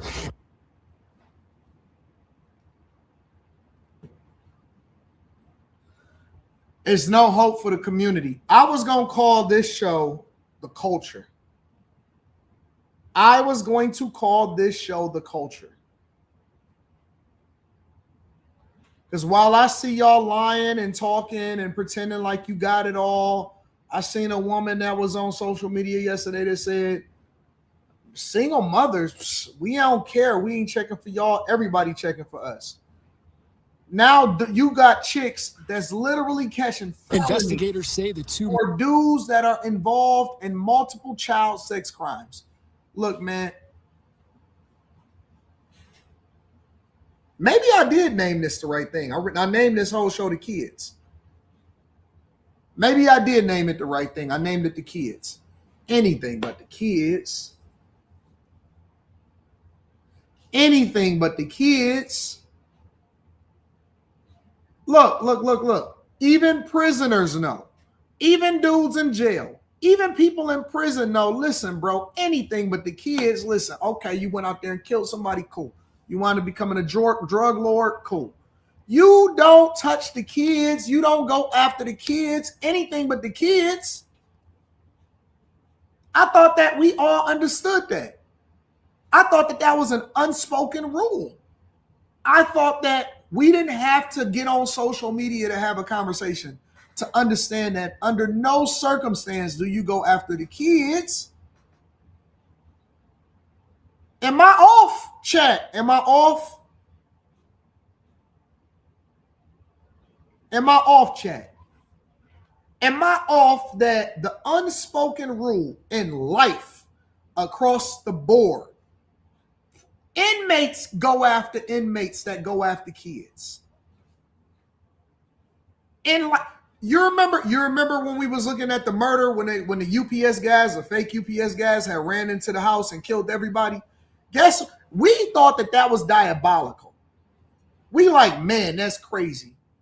But the one thing that they did, the one saving grace that they did, is that they didn't kill the kids. They killed everybody in front of the kids. They went almost as low as you can go, but they certainly didn't do nothing to the kids.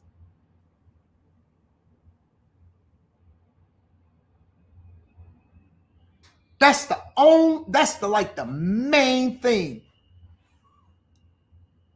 That's the one thing you don't do is you don't go after somebody's kids.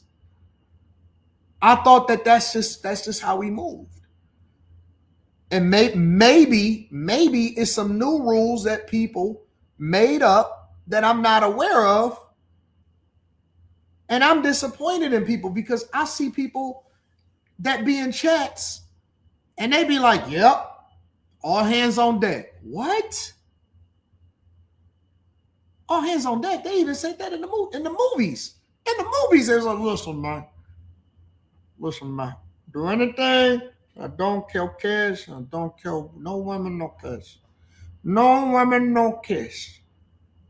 And we even gave a pass for the women. We said, okay, well, if she's a content creator and she's saying some shit, then okay, then we have to start having a different kind of conversation. But goddamn, kids? Shit.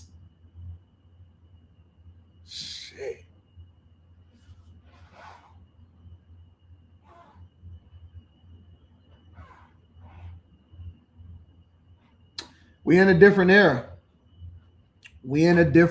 It's a different place, a different time.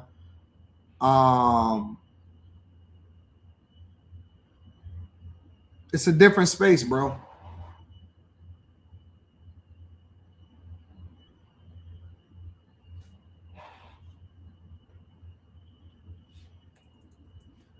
Relationship inside felony after authorities say she confessed to having a relationship with this man, an inmate, Antoine McCrae, who's been in custody since police arrested and charged him in 2024 in connection with multiple child sex crimes. Investigators say the two met while Anthony was working inside the jail and that the alleged relationship appeared to be getting serious before her arrest. Had gone out and purchased herself and our inmate matching wedding rings. So were they planning on getting married? I have not delved into that just yet. Investigators say the case broke open when someone came across a handwritten note inside the jail. According to court documents, the note described plans to bring drugs into the facility, along with sexual activity inside a nurse's station. Authorities say the note also referenced a payment totaling $1,300 made through Cash App to Anthony. Someone noticed something irregular in terms of the nurse's behavior, in terms of how she and/or was moving. Earlier this month, investigators say they received an anonymous tip claiming Anthony was hiding marijuana on her body to avoid detection by jail scanners and using an iPhone to communicate with McRae. When investigators questioned her, authorities say Anthony tried to hide her phone, but eventually admitted she started the relationship in October. And while we were inside the jail today, we actually saw a new security scanner that was getting ready to be installed. Just another reminder that Sheriff Labatt is not messing around when it comes to keeping contraband out of his jail. Also, that suspect, she did waive her first court appearance. A judge set her bond at $5,000. Last check, she remains behind bars. We're live in Northwest Atlanta. That's messed up, bro. It's unfortunate. Not putting my life on the line for some people that's messing with kids, bro.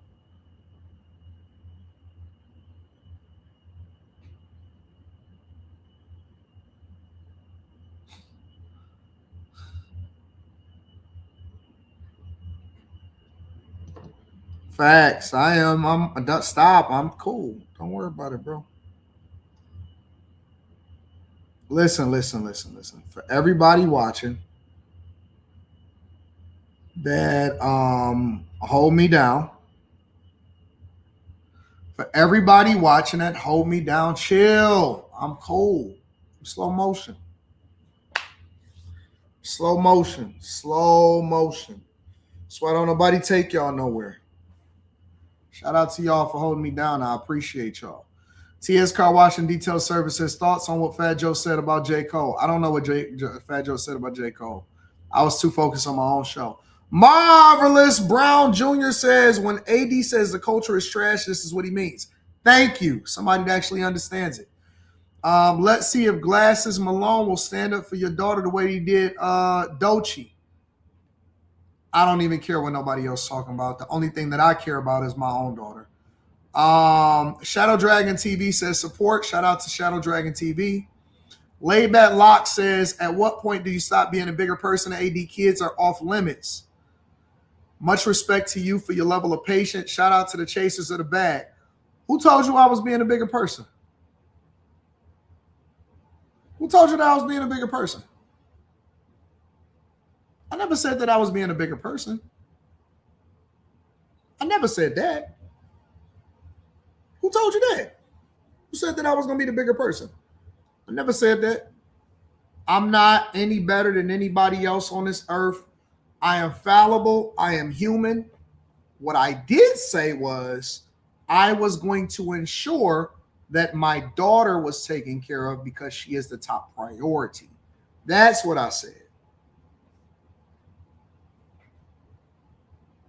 I am going to make sure that my daughter, under all above everything, I stop everything and I make sure that my daughter was taken care of. I never said nothing about being a bigger person. Who told y'all that? Is that what y'all got out of that? Shout out to you, Laidback Locks. Shout out to you. Jeffrey Carson says, first time super chat, praying for you. I appreciate you. Thank you, my friend. Corey went from cap, lies, and spin to rat, dry snitch fest to abominable trash, bringing up Mika, the wife and the daughter, subbing to your Patreon soon.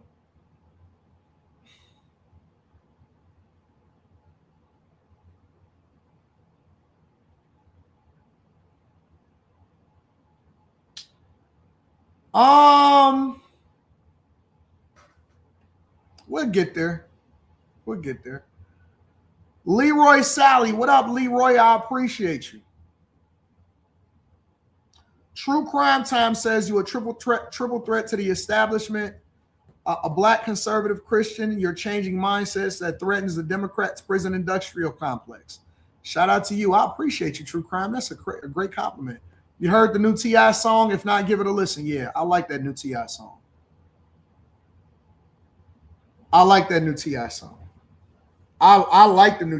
I like T.I. when he raps.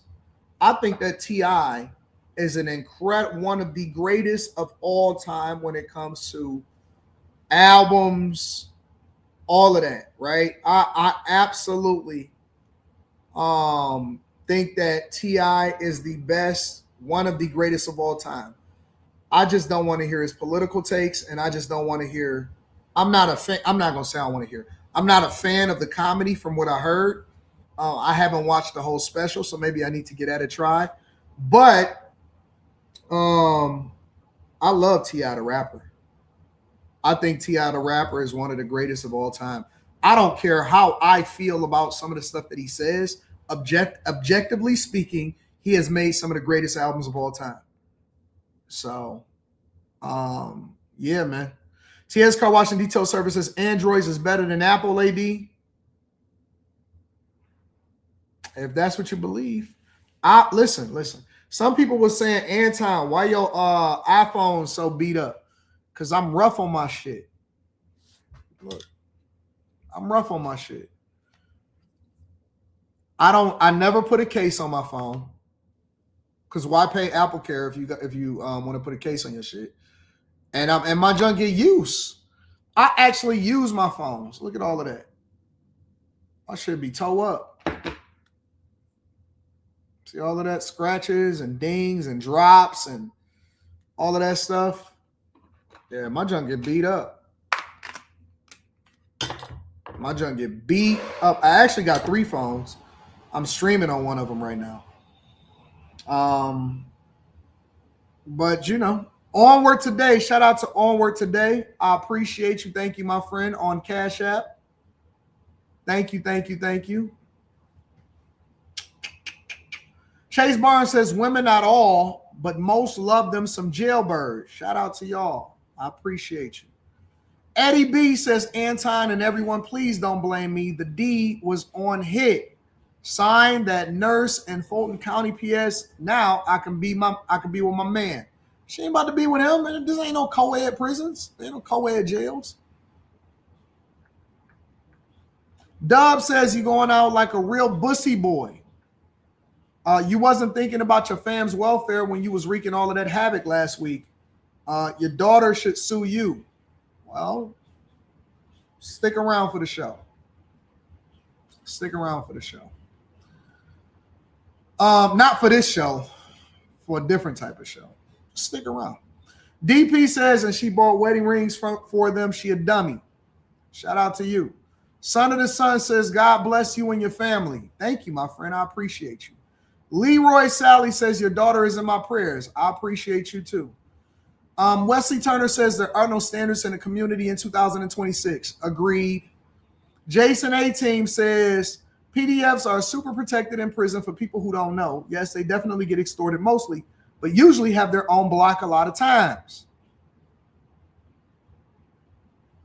Inmate 9 says, I was in Fed prison for 8 years. People who mess with kids got treated the worst way. And my dog checking V1DZ online. Thank you for the dope content. Oh, and let me also say, shout out to everybody that reposted that video and all of that type of stuff. I haven't forgot. Oh, yeah. I'm paying attention. Shout out to everybody that piggyback. Shout out to the piggybackers. I think that y'all awesome. Yeah. Everybody think everything content. I feel you. Get it off. Do your thing. Mamdani weighs in on ICE crackdowns in Minnesota, texting with Trump. And he's talking about texting with Trump. I haven't seen this, but people sent it to me. Make sure I hit a like for the algorithm. Subscribe to the channel and turn on your notifications.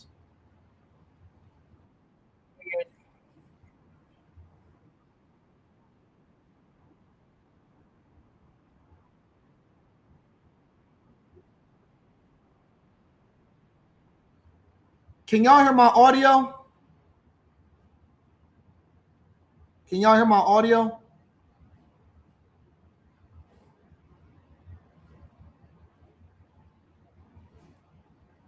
Volume is out. Okay, let me revive. I'm gonna refresh. I'm gonna come back.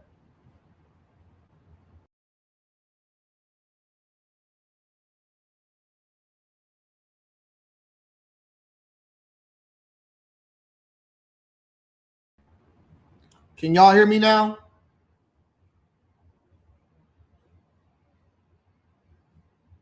Want to make sure that we all on the same page. All right, can y'all hear Whoopi?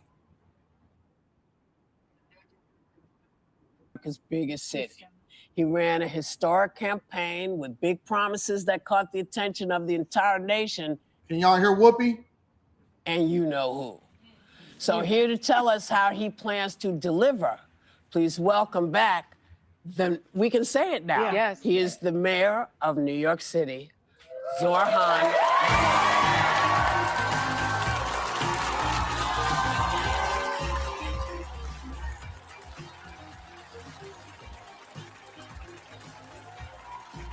This dude is really super a social media star.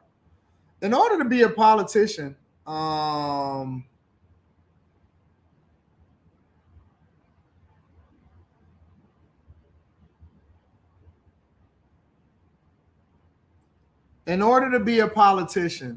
you basically have to be a content creator at this point.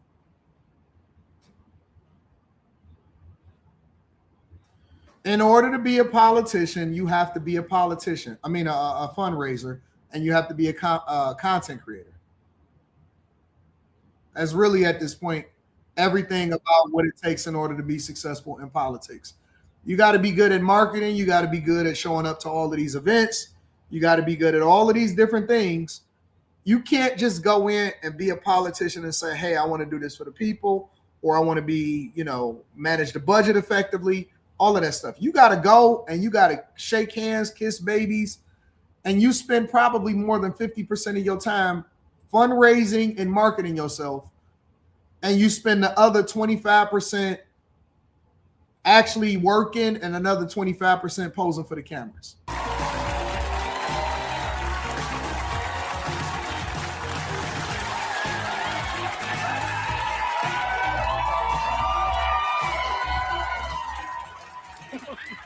So, he's a regular. How you doing? He's becoming a regular. Long time no see. What's up? Anything new going on in your life? It's been pretty slow going. Yeah, just chilling. It's clock in, clock out. I get you. It is lovely to be back. Good. Thanks, So Wilson. you've been on the job, for 3 weeks. Yeah. So what's it feeling like? I'll be honest, it feels incredible. Yeah. This is the dream of a lifetime. And we've always wanted to build a city government that moves as fast as New Yorkers do. When a New Yorker's trying to walk somewhere, you don't get in their way. Right. City government, it hasn't felt like that for a long time. So we've wanted to say that there's not going to be any problem too big or too small for us to address. So day one, we put bad landlords on notice right after that inauguration speech. Day 6, we fixed a bump on the Williamsburg Bridge. Day 8, we announced more than $1 billion in funding for universal child care. That was a huge bump, by the way. Yeah, that was a huge bump. Where's that money coming from? That's coming from the state. And what that does is it allows us to fix universal child care for 3-year-olds and deliver it for 2-year-olds. We actually have a mother in the audience, Mallory. Mayor, we all know you're a charm. It's more sincere than it sounds. No, but you are. Oh man, that smile is so fake. The laugh is so fake. So, good for you. So, Mr. Mayor. I got to take my hat off to this guy. He's good. I got to take my hat off to this guy. He is good. He is good. He definitely knows how to market himself, how to do he got it all down pat. He got it all down pat. He laughing at things, ain't no jokes told. Super smiley. All he got it. He got it. He learned it from the best. Shout out to Mr. Cardamom. We all know you're a charm. What is so funny? Year now, so you can actually get for free. Right. So, good for you. So, Mr. Mayor, we all know you're a charm. What is so funny? What was the joke? What was so giggly about it? What did he say that was like, yeah, that hit? No joke was made? Am I the only person that didn't hear a joke?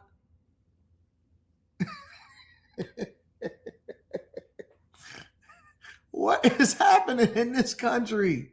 Sincere but you are totally filled with charm. And the one who's really taken with you is Trump. I mean, and what's interesting is that you called him a fascist to his face, a dream I've always had, and with his blessing. And then we saw you, talking to him that day, and he seemed to be madly in love with you that day. There was a bromance broming. And then now I understand that you're texting to each other. Can I see the text? I don't have my phone with me. We have, right? Very, very convenient. Don't we have a clip of the meeting? So what's going on with you two? I think you're going to have hopefully a really great mayor. The better he does, the happier I am.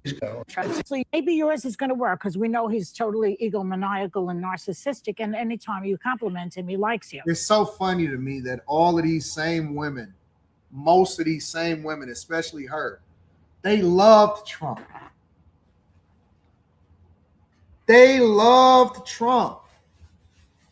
Man, I guess the more things change, the more they stay the same.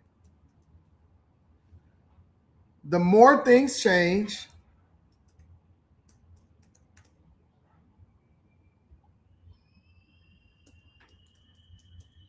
the more they stay the same. She loved Trump. Didn't she used to rock with Trump?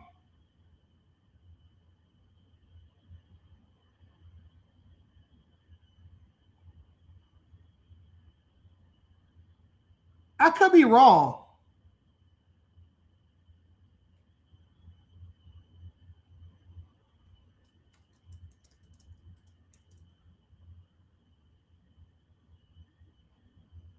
But yeah, I showed this video the other day when Trump used to go on to The View. I showed this video the other day. May 11. 4 years. Yeah, that's them.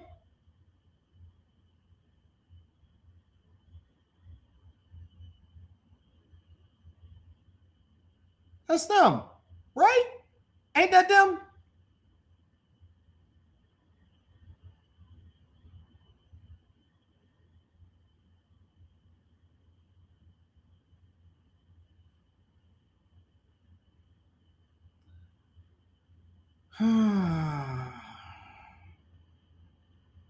Is that your intention? I think my intention is about being honest and direct with the president. Yeah. And I think there are many disagreements the two of us have. There's no shortage of them. One thing that we do have in common is that we both love New York City. We're both New Yorkers. Yeah. And so for that entire meeting, I made the case about this city and what it can look like for this city if it's a place that New Yorkers can afford or if it's a place that they're pushed out of. And every single policy that the federal administration puts forward, it has impacts on this city. Do you think he cares really about New York City? And do you have an award for him? I don't have an award. Don't have an award.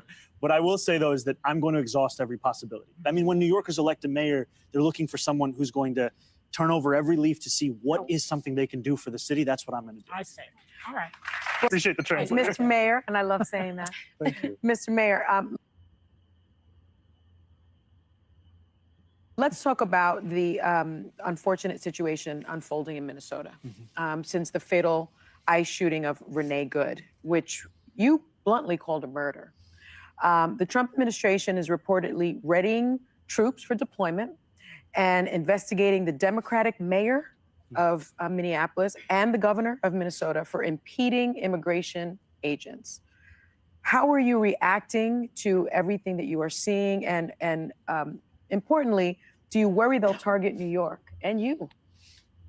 Look, I think first, I don't know how else to describe what we saw in Minnesota.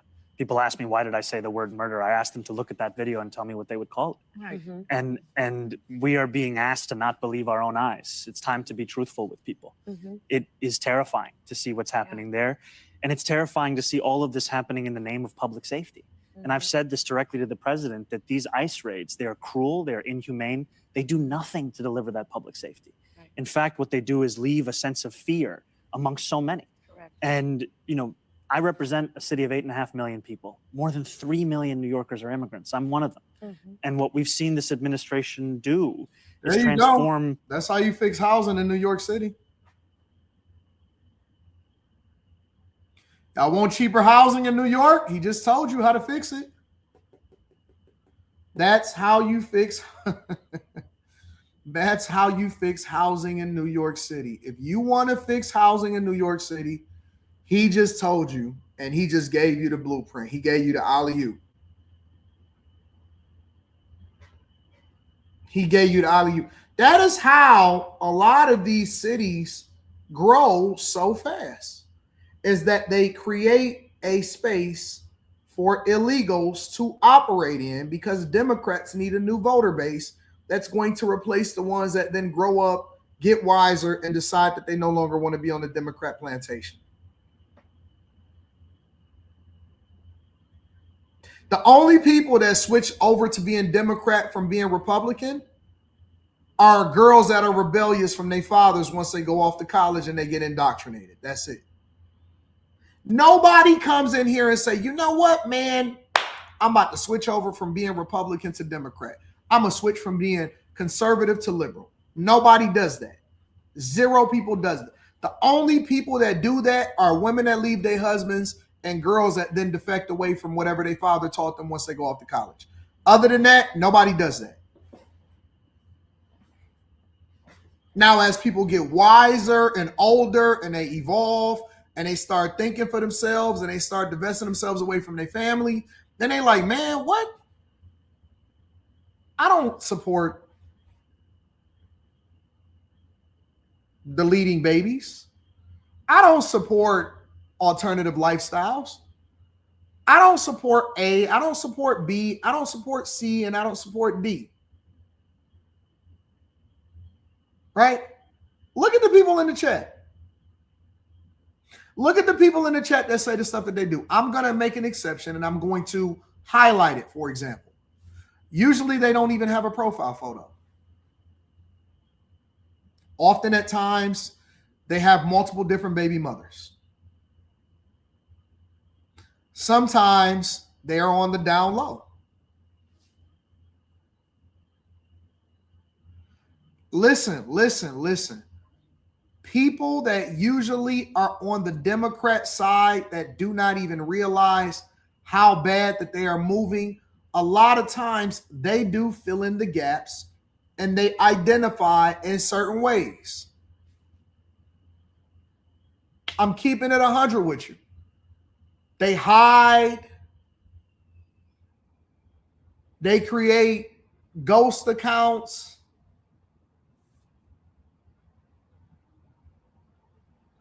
They usually are not able to articulate a point effectively.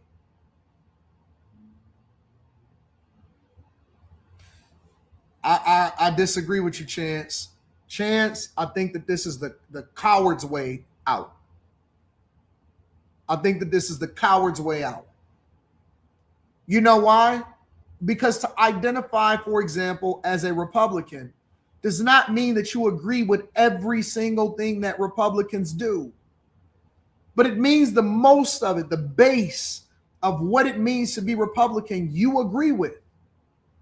For example, it was a little bit more okay to be a moderate Democrat in the 90s. You know why? Because Democrats weren't as liberal as they are today. They didn't support other countries. They didn't support gay marriage. They didn't support killing kids en masse. They didn't support war. You know what I'm saying? And the party of war. There was a lot of things that Democrats in the 90s and the 80s didn't do until after we gave all of our jobs away and we started looking for a new voter base. And so that's when you got Obama to then ingratiate himself over to, and that's when he gave y'all gay marriage. This is the coward's way out to say, well, both sides is trash. No, it means that you're lazy to research the issues because you don't even have to vote down ballot, all Republican or all Democrat. You can research each individual candidate, and more importantly, there are some people in your community that probably closely aligns with whatever issues that you need to solve, and they don't necessarily have to be on a political party.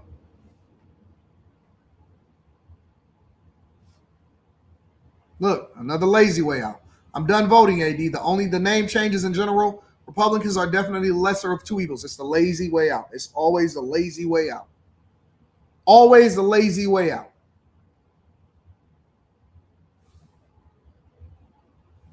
What up, O? What up, Big O? It's the lazy way. It's an easy out for people to be lazy about doing. But guess what? Guess what? There are issues every single day that y'all hear about in popular culture, and you know what you're going to show up for? Let somebody talk about somebody's daughter, and I bet you they have a whole bunch of people in there and talking about it.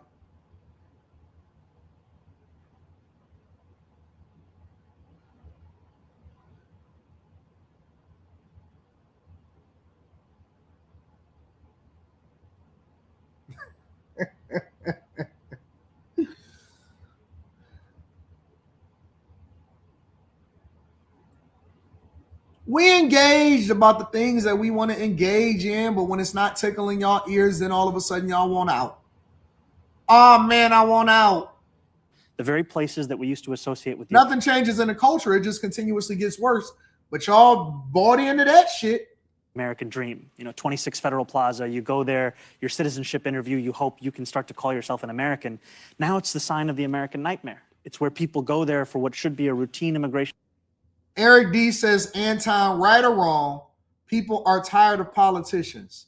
Man, listen, you know what else, bro? We get tired of everything. That don't mean that we stop fucking with them. We get tired of these hoes saying some of the wildest shit that they say on the internet. They more diabolical than ever before. They on story time telling all of your business, but guess what you still doing? Sending these DMs to these hoes. You ain't gave up on no box. You tired of your job. I don't see you quitting your job and not going to work. You tired of doing snow because it's snowing outside right now. I don't see you putting down the shovel. We get tired of everything. We get tired of everything. And you know what we do? We get up and we get back to it because we got a duty. We got something that we got to do. We got to take care of business. Oh, man, I'm tired. So you're going to let somebody else determine how much your property taxes are? Oh, man, I'm tired. So you're going to let them determine whether or not you can even sell your home? Oh, man, I'm tired. So you're going to let them increase the millages over stuff that don't matter? Oh, man, I'm tired. Oh, so you're going to let somebody else determine whether or not illegal migrants can come into your community? What that mean? Everybody tired. Everybody tired. Everybody tired.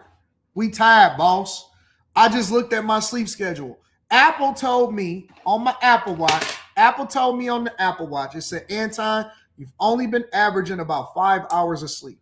That's what it told me.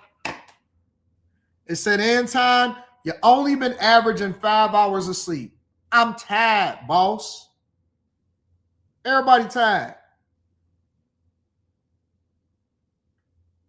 Everybody tired. That don't mean nothing. So what? What's my sleep score? Look at this. My sleep score is horrible. My sleep score is a 52. Do y'all know what y'all sleep score is? Sleep score is a 52. Last night, 2 hours and 32 minutes. 2 hours and 32 minutes. Listen, we all tired, boss. What's my average sleep? Right now, I'm on point. I'm keeping it 100 with you. It says that, Anton, you are averaging about the same amount of sleep in 2026 as you did in 2025. 2026, I'm averaging 5 hours and 7 minutes. 2025, I was averaging 5 hours and 20 minutes. We all tired, boss. I averaged 5 hours and 10 minutes over the last 7 days. We all tired, boss. Guess what we do? We get the hell up and we grind. We get the hell up. You at an 86? I see you. You used to get your sleep on. So how you checking on the iPhone? You got to go to your sleep score. First, you need to wear your watch. If you wear your watch at night, it'll actually monitor your sleep. It'll monitor your heart rate, everything. Absolutely. Yeah, absolutely. As soon as I get home, I take off the Rolex and I put on the Apple Watch. Anytime that I lay down, anything that I'm doing or whatever, I always put on the Apple Watch so that it can monitor everything. It's on the Apple Health. Yeah, it's on Apple Health. We tied, boss. It's a lazy argument. Check in. They don't know if they're going to get detained or deported. And so my job is to stand up for those New Yorkers, stand up for every New Yorker, and to say that we're going to use every tool at our disposal to ensure that what we're seeing elsewhere is not what we see in the city. What if they send ICE agents here Well, that to New kind of York leads City? to my Are you question, because prepared? the president is threatening to cut off significant federal funding to New York City and other sanctuary cities next month, arguing you're protecting criminals. Now, is he trying to coerce you to cooperate with ICE? And how will you respond if he makes good on that funding threat? Well, what I've said is that our values and our laws, they're not bargaining chips. I'm not looking to have a negotiation with New Yorkers' lives. We're talking about sanctuary city policies. These are policies that used to be defended by Republicans and Democrats alike, ones that keep New Yorkers safe. And I've told the president this directly, which is that what we are talking about is not people who are convicted of serious crimes. We're talking about people whose crime simply seems to be being in New York City. And if they were to make good on this threat, it would rip the civic fabric of the city apart. And so we're going to use every tool, whether that means the tools of city government, the tools of the court, to make our case directly. They're trying that in Minnesota. It's not working. Yeah.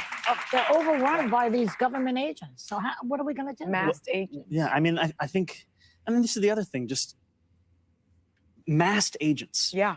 Yeah. You know, I am trying to inspire amongst New Yorkers a sense of faith and belief in what government can do. And it's very hard to do that when they look at masked agents and see them as another face of a similar government. Yeah. Because then they ask themselves, am I supposed to trust or am I supposed to fear?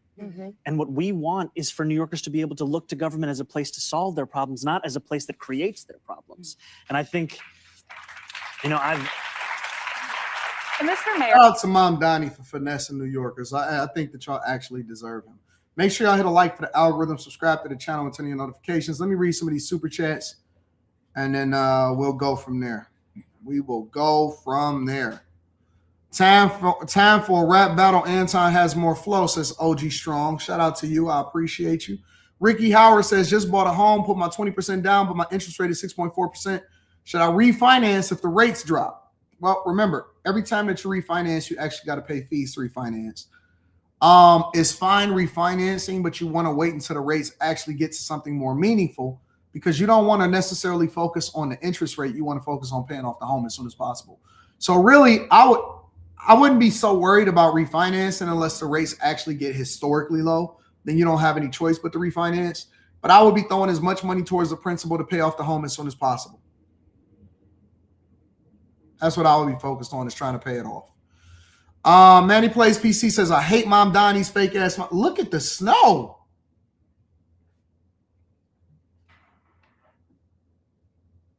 Look at all of that snow. Jeez. What's up with the snow?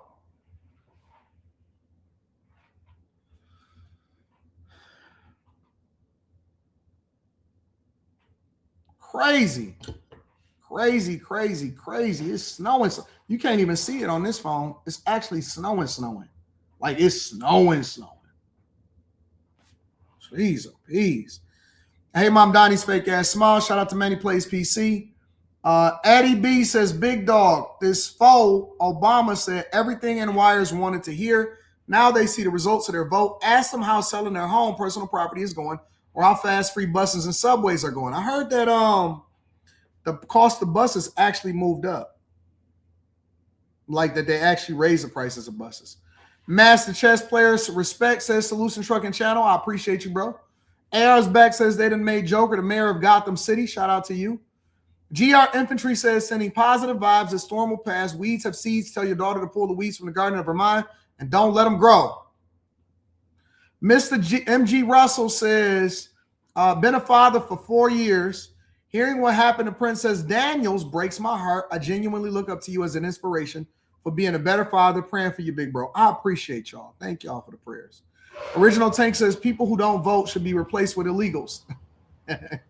TS Car Wash and Detail Service says, is it true that losers chase clients and winners close infrastructural gaps? I don't know. I'd have to think about that. I'd have to deep dive into that. Wesley Turner says ICE agents have always been masked. TS Car Wash and Detail Service says Heavy D or Big Pun, who has a better catalog? Heavy D. Heavy D. You crazy? Big Pun probably has the best album, but who has a better catalog? Heavy D all day. Do you know that Heavy D was also a producer? Heavy D. Capital Punishment was probably the best album of all of the different projects between them both. But who has the best catalog? I'm rolling with Hev. Y'all sleeping on Heavy D. Y'all know nothing about Heavy D. Steady Movement 321 says, hey, Anton, when is the next stock club? Tomorrow or Friday? Probably tomorrow.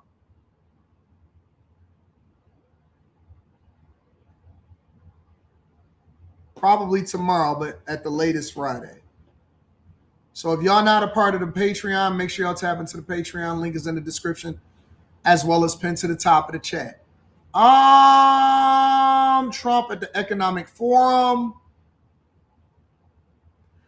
Liberals are losing it when a hidden camera experiment exposes anti-ICE protesters. I like that one.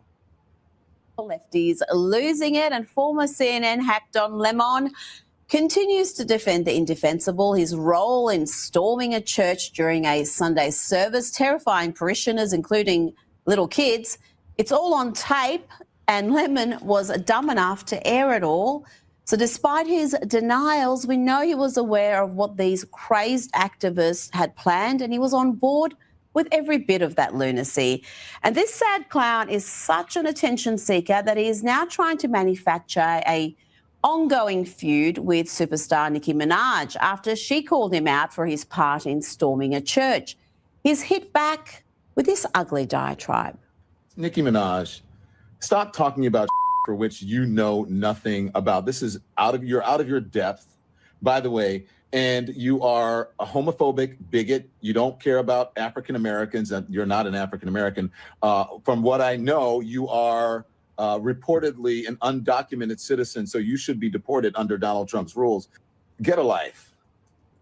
Stop being a pick-me. You should have put a pick-me doll on that damn tweet instead of a Chucky doll, because you are nothing but a pick-me. Let me ask y'all a question. And Forbes is saying Nicki Minaj's song hits #1 after a 44,000 sales spike, after a 44,000% sales spike. Have y'all seen that? Since she done turned against the liberals? Have y'all seen that? She had a 44,000% sales jump. That's crazy. But who says, what man, all right? I get it. Women say it all the time. That is the name of women use when they want to go off on other women, when they want to throw an attack at them. They just call them a pick-me.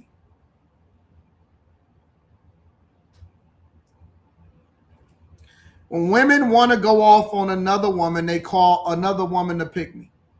What man calls a woman a pick-me?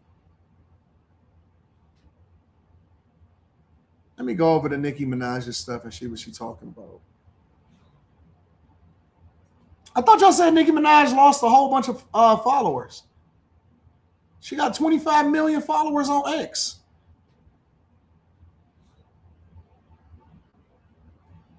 Trying to cancel Nicki Minaj, accidentally sending her entire catalog up the charts is one of the funnest failures in pop history. Oh, she #9 right now. and number 33.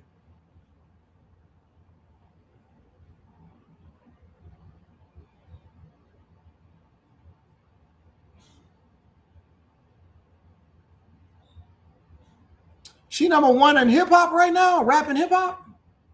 Jeez.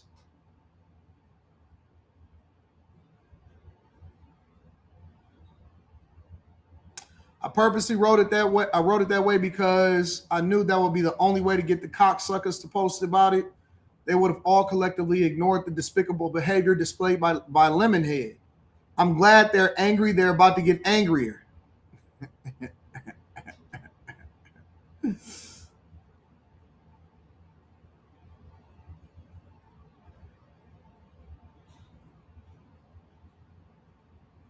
This is the same man who goes home every day to his white husband, yet parades himself as a pro-black, questioning black people's authenticity and telling others to prove their blackness while feeling bold enough to speak on Nicki Minaj. She said, arrest Don Lemon, hashtag arrest Don Lemon. She says, Don cocksucking Lemon is disgusting. How dare you? I want that thug in jail. He would never do that to any other religion. Lock him up. Hey, listen, everything that she's saying is true.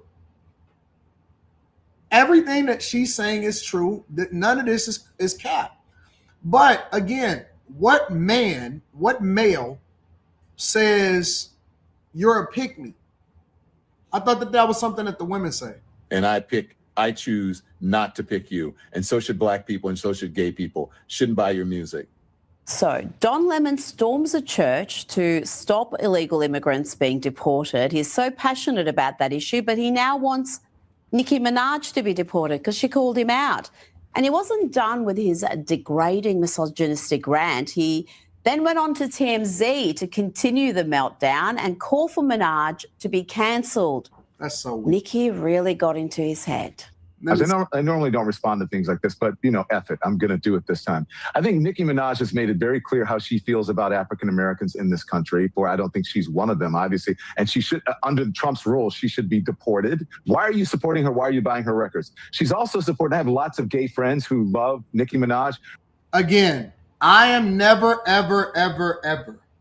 I stand on this. My 3 rules. I'm adding one more for a 4th rule. Here are my 3 rules. The first rule that I will say is I'm never going to call for somebody to lose their life. Second rule, and this is a baseline. This is not all of it, but this is just the main. Second rule, I will never, ever call for somebody to go to prison just because. Third rule, I am never going to call for somebody to not be able to feed their family. Even if I don't like you, I still believe that you deserve the right to go out there and work to be able to feed your family. What is up with this overly sensitive calling for people to get canceled?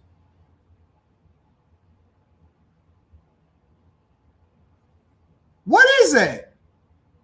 Why do people want people to lose their shit, to lose their platforms, to lose their ability to be able to monetize? Why is people calling for other people to not buy their stuff? At the height of all of the disagreements that I may have online with whoever it is that I disagree with, I don't tell people, hey, man, you need to go and unsubscribe. Hey, man, you need to go and not rock with them. Hey, man, I'll be like, nah, this is where I stand on and this is why I don't like you. So on and so forth, whatever. But I'm not going to ever say to somebody, hey, man, you need to go and not buy their music. Why do people use their platform for that dumb stuff? That is the corniest thing ever. Hey, mass, unfollow, all of this dumb stuff. I don't stand for that. I think that that is weak. And the 4th thing is, obviously, I don't go after people's children. But my point is that this is all weak clown behavior, in my opinion. I think that this is corny. And Don Lemon, a person that got fired from CNN, he should be one of the people that understand it the most. Why do we not do these things? Why are these the things that we stand on as a foundation? We do these things because we don't want it done to us. So I believe that Don Lemon, even if I disagree with him, has the right to express himself and then run up a bag if he's found him an audience that wants to monetize.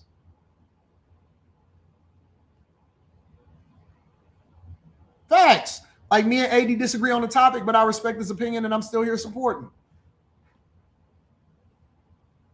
You ain't never in your life, no profile picture, man.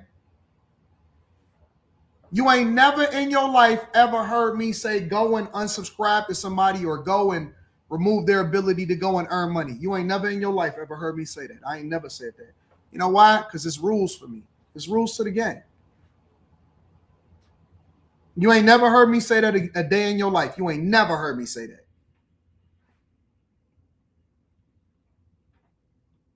Why are you supporting this homophobic, bigoted, ignorant woman? You should not be supporting her. Nicki Minaj, this is clearly out of her depth. She doesn't understand politics. She doesn't understand journalism. And I'm not surprised that she is weighing in on something that is beyond her capacity. Yep, just a full-blown meltdown. But this is my favorite part. This is Don indulging in a bit of projection. Everything he says here is true about him, not Nicki Minaj. Nicki Minaj is a pick-me. She will do anything that is expedient for her politically. And again, she's ignorant. She doesn't know what she's talking about. She's always weighing in on things that she doesn't know about. Nicki Minaj should just sit the down. You'd think he'd be done now, but no, he's not even close. Don Lemon really scraped the bottom of the barrel by talking to the most demented, bile-filled woman in America, Jennifer Welch, who joined in the attack. And of course, as she always does, she played the race card. Now, Nicki Minaj is apparently a white supremacist. This breed, this sect of Christianity, the white nationalist form of Christianity that I guess now Nicki Minaj attaches herself to. I'm like, good luck with that, sis. At the end of the day, you're still black. They weaponize it. And then, oh my God, I'm a victim. Don't attack my Christianity. And that's what Nicki Minaj. Why do pro-black people, supposed pro-black people, because I don't believe that a lot of these people are pro-black.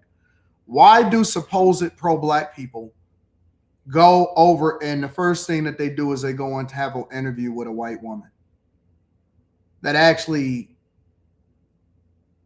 is not pro-black according to what they deem as pro-black? Why is it that these pro-black, supposed pro-black people, the first thing that they do, because those are the people that actually say that you need to align with this, you need to align with that, why is the first thing that they do is they go over to a woman's platform that's not pro-black?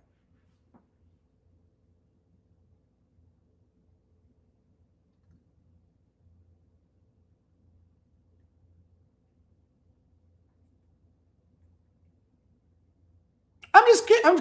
And I don't see anything wrong with rocking out with anybody because I rock with everybody. But that's not what I stand on. I don't stand on the fact that you don't rock with people just because of the color of their skin.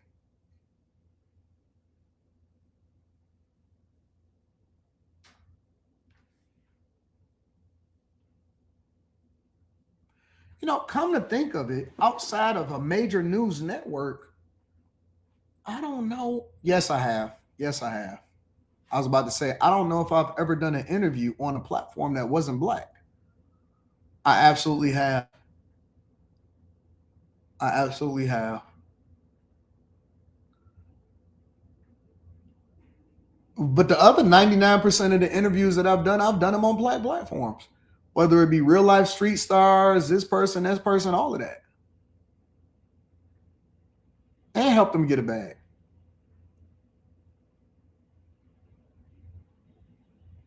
Why do so-called pro-blacks always have a white partner? I'll do you one better. Want me to do you one better, Eric McThurn? Want me to do you one better, Eric McThurn? You know how I know that a lot of people aren't really pro-black? And well, I'm going to leave y'all with this. Do you know how I know that a lot of people that are supposedly pro-black aren't pro-black?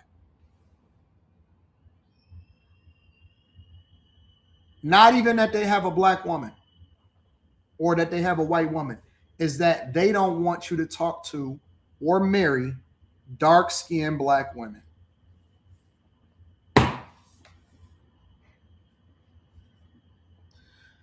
Dark-skinned black woman catch more. Listen. You know why my daughter was attacked? Because she was attacked as a dark-skinned black little girl.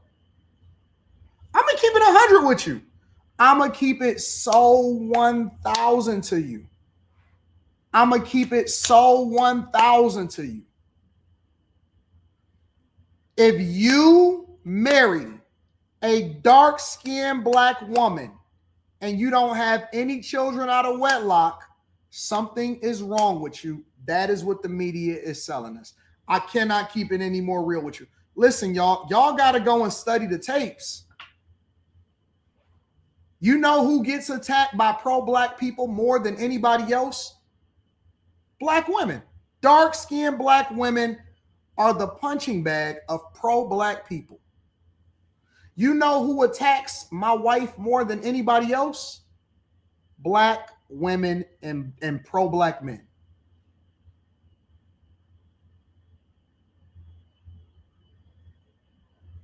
You know why? Just because they dark. They don't marry them. Y'all don't marry dark-skinned women. Y'all don't even like y'all. Listen, when I said it on the platform, it went over everybody's head and everybody act like they didn't understand what I'm saying. We don't like ourselves. We don't even like ourselves. That is not celebrated in our community. You know why they said the most incendiary things to my daughter? Because she actually have two dark-skinned parents.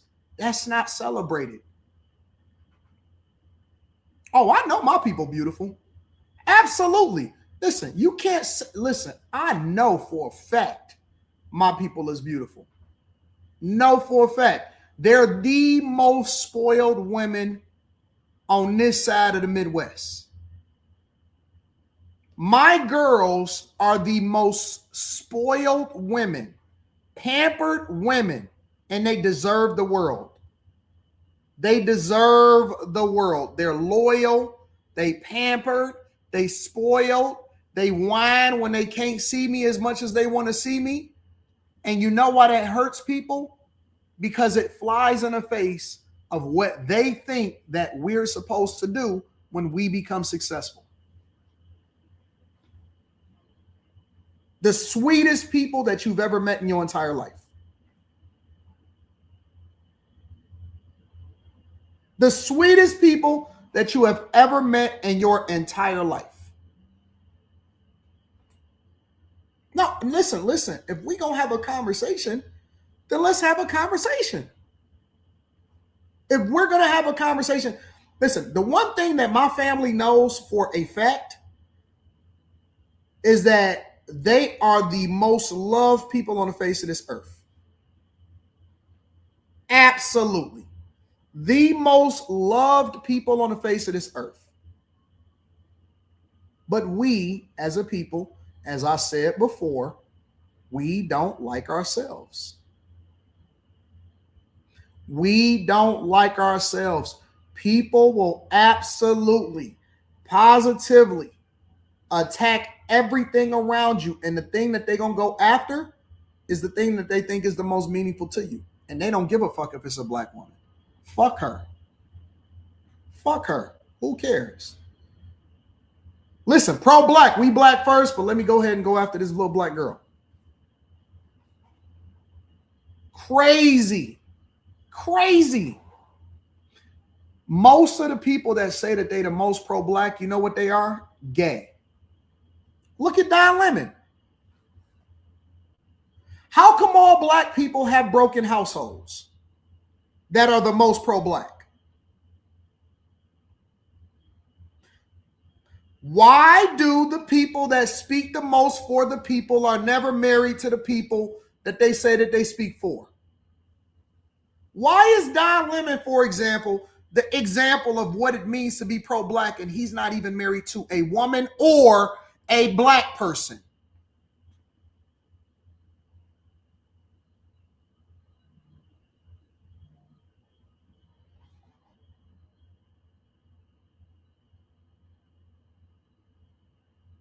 And I ain't never attacked. I ain't gonna even say his name, but you know what it is. I ain't never attacked his family or his wife. Find the clip and show it to me then. Find the clip and show it, because I ain't take nothing down. I'm gonna just keep it 100 with you, 100%. And I don't even talk like this, but because I don't believe in running in the victim Olympics. Whenever I see my people get attacked, I spoil them more. Whenever I see my people get attacked, I spoil them more. I cover them more. Anton, what is your opinion on interracial relationships? I think that people should marry whoever it is that loves them. I have no problem with people going to get with people and marrying. Only thing I say is don't have children out of wedlock. Don't have children out of wedlock. And don't marry somebody else's kid or take on somebody else's kid. That's the only thing I say. But see, I'm not the person. I said that I believe in Jesus first. I said that I believed in Jesus, like Christianity, Jesus. That's what it is. That I identify first, because that's what I chose. But I'm not the person that's standing on this shit. I'm not the person that got a whole lot of baby mamas out here running around. I'm not the person that got broken households. And that's not directed to that particular segment, ain't directed to anybody in particular. But I'm saying most of the people that I see doing it, if you look behind the curtain, it's fucked up. It's fucked up. So I believe that people should go where they celebrate it, not where they tolerate it, because the Comforter, once Jesus died for our sins, we all have the Comforter available to us, the Jew and the Gentile alike. That's why he died for our sins. That's why he died for our sins. Now we can choose him. We don't need an intercessor in order to speak to him. He is our intercessor because he's our friend. In order for us to reach God, we have to actually say, in Jesus' name, where 2 or 3 is gathered, there he is in the midst of thee.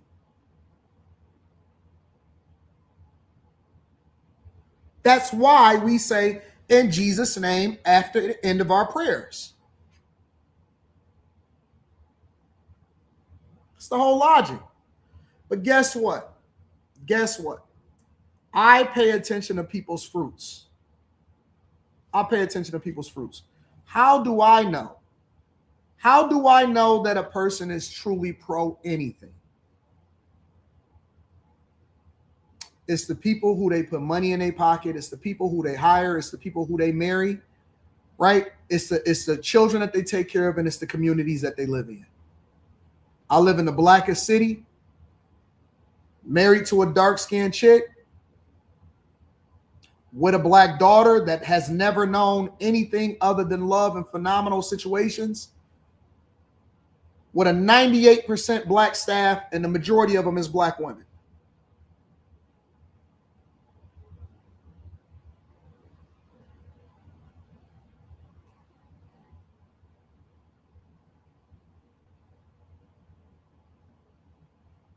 I'm broke. Don't listen. Y'all picked the wrong one this year. I'm gonna show you just how broke I am. Pac said, don't go to war unless you got your money right. I got my money right, and now I'm ready for war. Let's go ahead and read some of these super chats, and then we're going to go ahead and get into it. Shout out to, I asked Slim that same last night. He said pun. No, Heavy D is definitely it. Heavy D, we're going to have that conversation tomorrow. Joseph Brown said it may be hard to avoid voting in socialism if capitalism is not working for the people. You have people receiving social benefits that is living better than people working 40 hours. I believe people need to be incentivized in order to feel good about working hard. Shout out to Joseph Brown. I appreciate you, bro. Thank you for supporting the platform. What kind of man? A ticklish one. Thank you for the 100 ball, my dog. And thank you, Don Dimitri. T. Patrick says, did you cover the NBA YoungBoy saying following Trump on everything? I seen that clip. I need the full clip. What was it on? What was it on?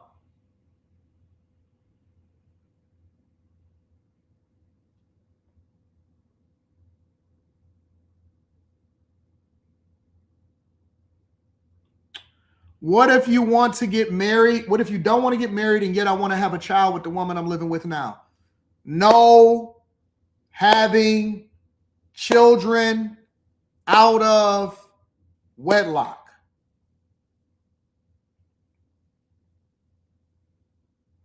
There is no in between.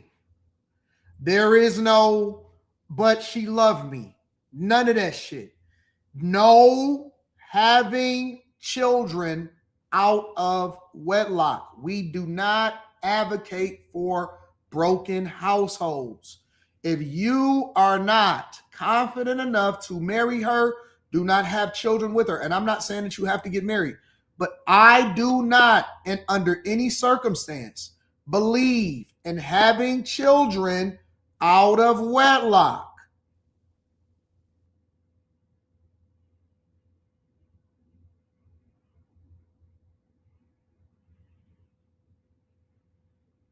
I'm very, very clear.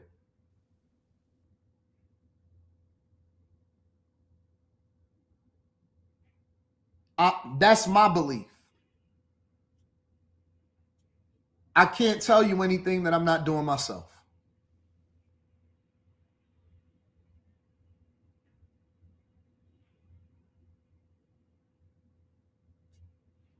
Now, if you want to go and live your life and do whatever it is that you want to do, cool. Just don't bring no kids into it. Stop bringing kids into this world that's not under the covering of God and marriage. That's all I'm saying. That's all I'm saying. It's a very simple concept. Eddie B says, Anton, you did hear what the late, great Kevin Samuel said about accountability.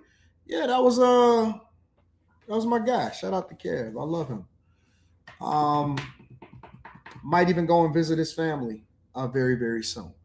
About black women, right? Sincerely yours, Don Lamoon. TS Car Wash and Detail Services thoughts on Lamar Odom DUI charges? I didn't know about it. When was the last time you spoke to him? I don't know, a little bit after the interview that I had deal with him. Tay Luciano Media says, what's up, Anton? Peace and blessings. What's your email address? People need to stay in their lane. You can't cancel. Anton Daniels 413@gmail.com. What up, Kim? Anton Daniels 413@gmail.com. That's my email. Don Dimitri says, the blacker the berry, the sweeter the juice. How dare he, as a sassy man, as a black sassy man, go on a white liberal woman platform and talk down on a black woman? Doesn't he know the struggles of the black woman? Tis. Says many plays PC. PS Car Wash and Detail Service says, you saw that wedding venue denied bride refund after fiance's sudden death. If so, I haven't seen it. I haven't seen it. For After Hours, the new Star Trek now has gay Cleon. What? Shout out to Enos Luby. Call Me Mr. Love says, all of the women on your shows are beautiful and come in various shades of brown. I love that. I do have a favorite. I know you got a favorite, bro. Everybody got a favorite. Addie B says, Anton, did you say the most pro-black people come from broken homes? Yes. Damn, I guess you are a real one because I represent that sign. Y'all crazy. Y'all crazy. Wesley Turner says, wasn't he just calling? I don't know. I never seen that episode. I can't speak on that. I'm not getting into nobody's kids. Hey, D, thoughts on Myron Sneeko and Cole drama that had Miami mayor on the news denouncing them? I don't know nothing about that. I don't know Sneeko, and I don't know who in company he is. I know Myron, and me and Myron is cool as fuck. So I can only evaluate people based off of my experience with them. Fresh is cool as fuck in real life. Myron is cool as hell in real life. Those are the people that I know, and I know that they consistent and they don't switch up. They consistent and they don't switch up. My experience with them in real life has been they are consistent and they don't switch up and they with it. So I can't speak on anybody else. I don't know anybody else. I know them in person. And that's what I rock out with. Oshkosh Worldwide says, I've supported 5150. However, Corey is a hypocrite on some things, and D has called him out recently. Good points, AD, on who they choose to attack. Mythology Noir says, Malcolm was the epitome of pro-us, and he never hid our self-inflicted problems to keep us victims. Pro-black people today are a bunch of house folk telling us slavery is mentally healthy for us. Classy Beats, what up, Classy Beats? Salute to you. I appreciate you, big dog. Yeah, Myron did kill it. Myron did kill it with Candace Owens. So they was doing over 1 million ASAP. He did kill it. I'm gonna have to cover that NBA YoungBoy thing tomorrow. All right, so I have a showing that I have to do. Actually, I don't have the showing. The real estate agent got the showing. Let me see something. Let me call her.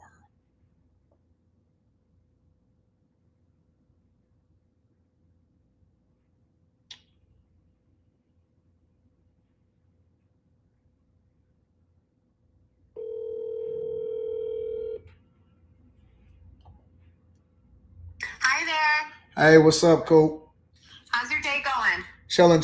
I'm about to head out there in a second so that I can make sure that everything is taken care of and that the snow is shoveled. Okay, just drive safe. Yep, I'm on it. All right, thank you, sir. I'll talk to you soon. All right, bye. All right, bye. So I got to make sure that everything is shoveled so that they can do these showings today, and then we're going to go from there. All right, y'all. I love y'all. I appreciate y'all. Y'all are the greatest ever. We do not have a live stream tonight because it's Wednesday. It is Wednesday, but I still will be working my ass off. I will be taking care of business. Shout out to my girl Charity, Sky, Grace. Said good stuff, Anton. I appreciate y'all. I love y'all. I appreciate y'all. I am going to holler at you guys later. Oh, hold on. I think I missed a super chat. I got to make sure I missed that. Business owner in Traverse City here. Just watched it. And man, did you open my eye to him. I don't get y'all crazy. All right, y'all. I love y'all. I appreciate y'all. I'm going to holler at y'all later. Peace.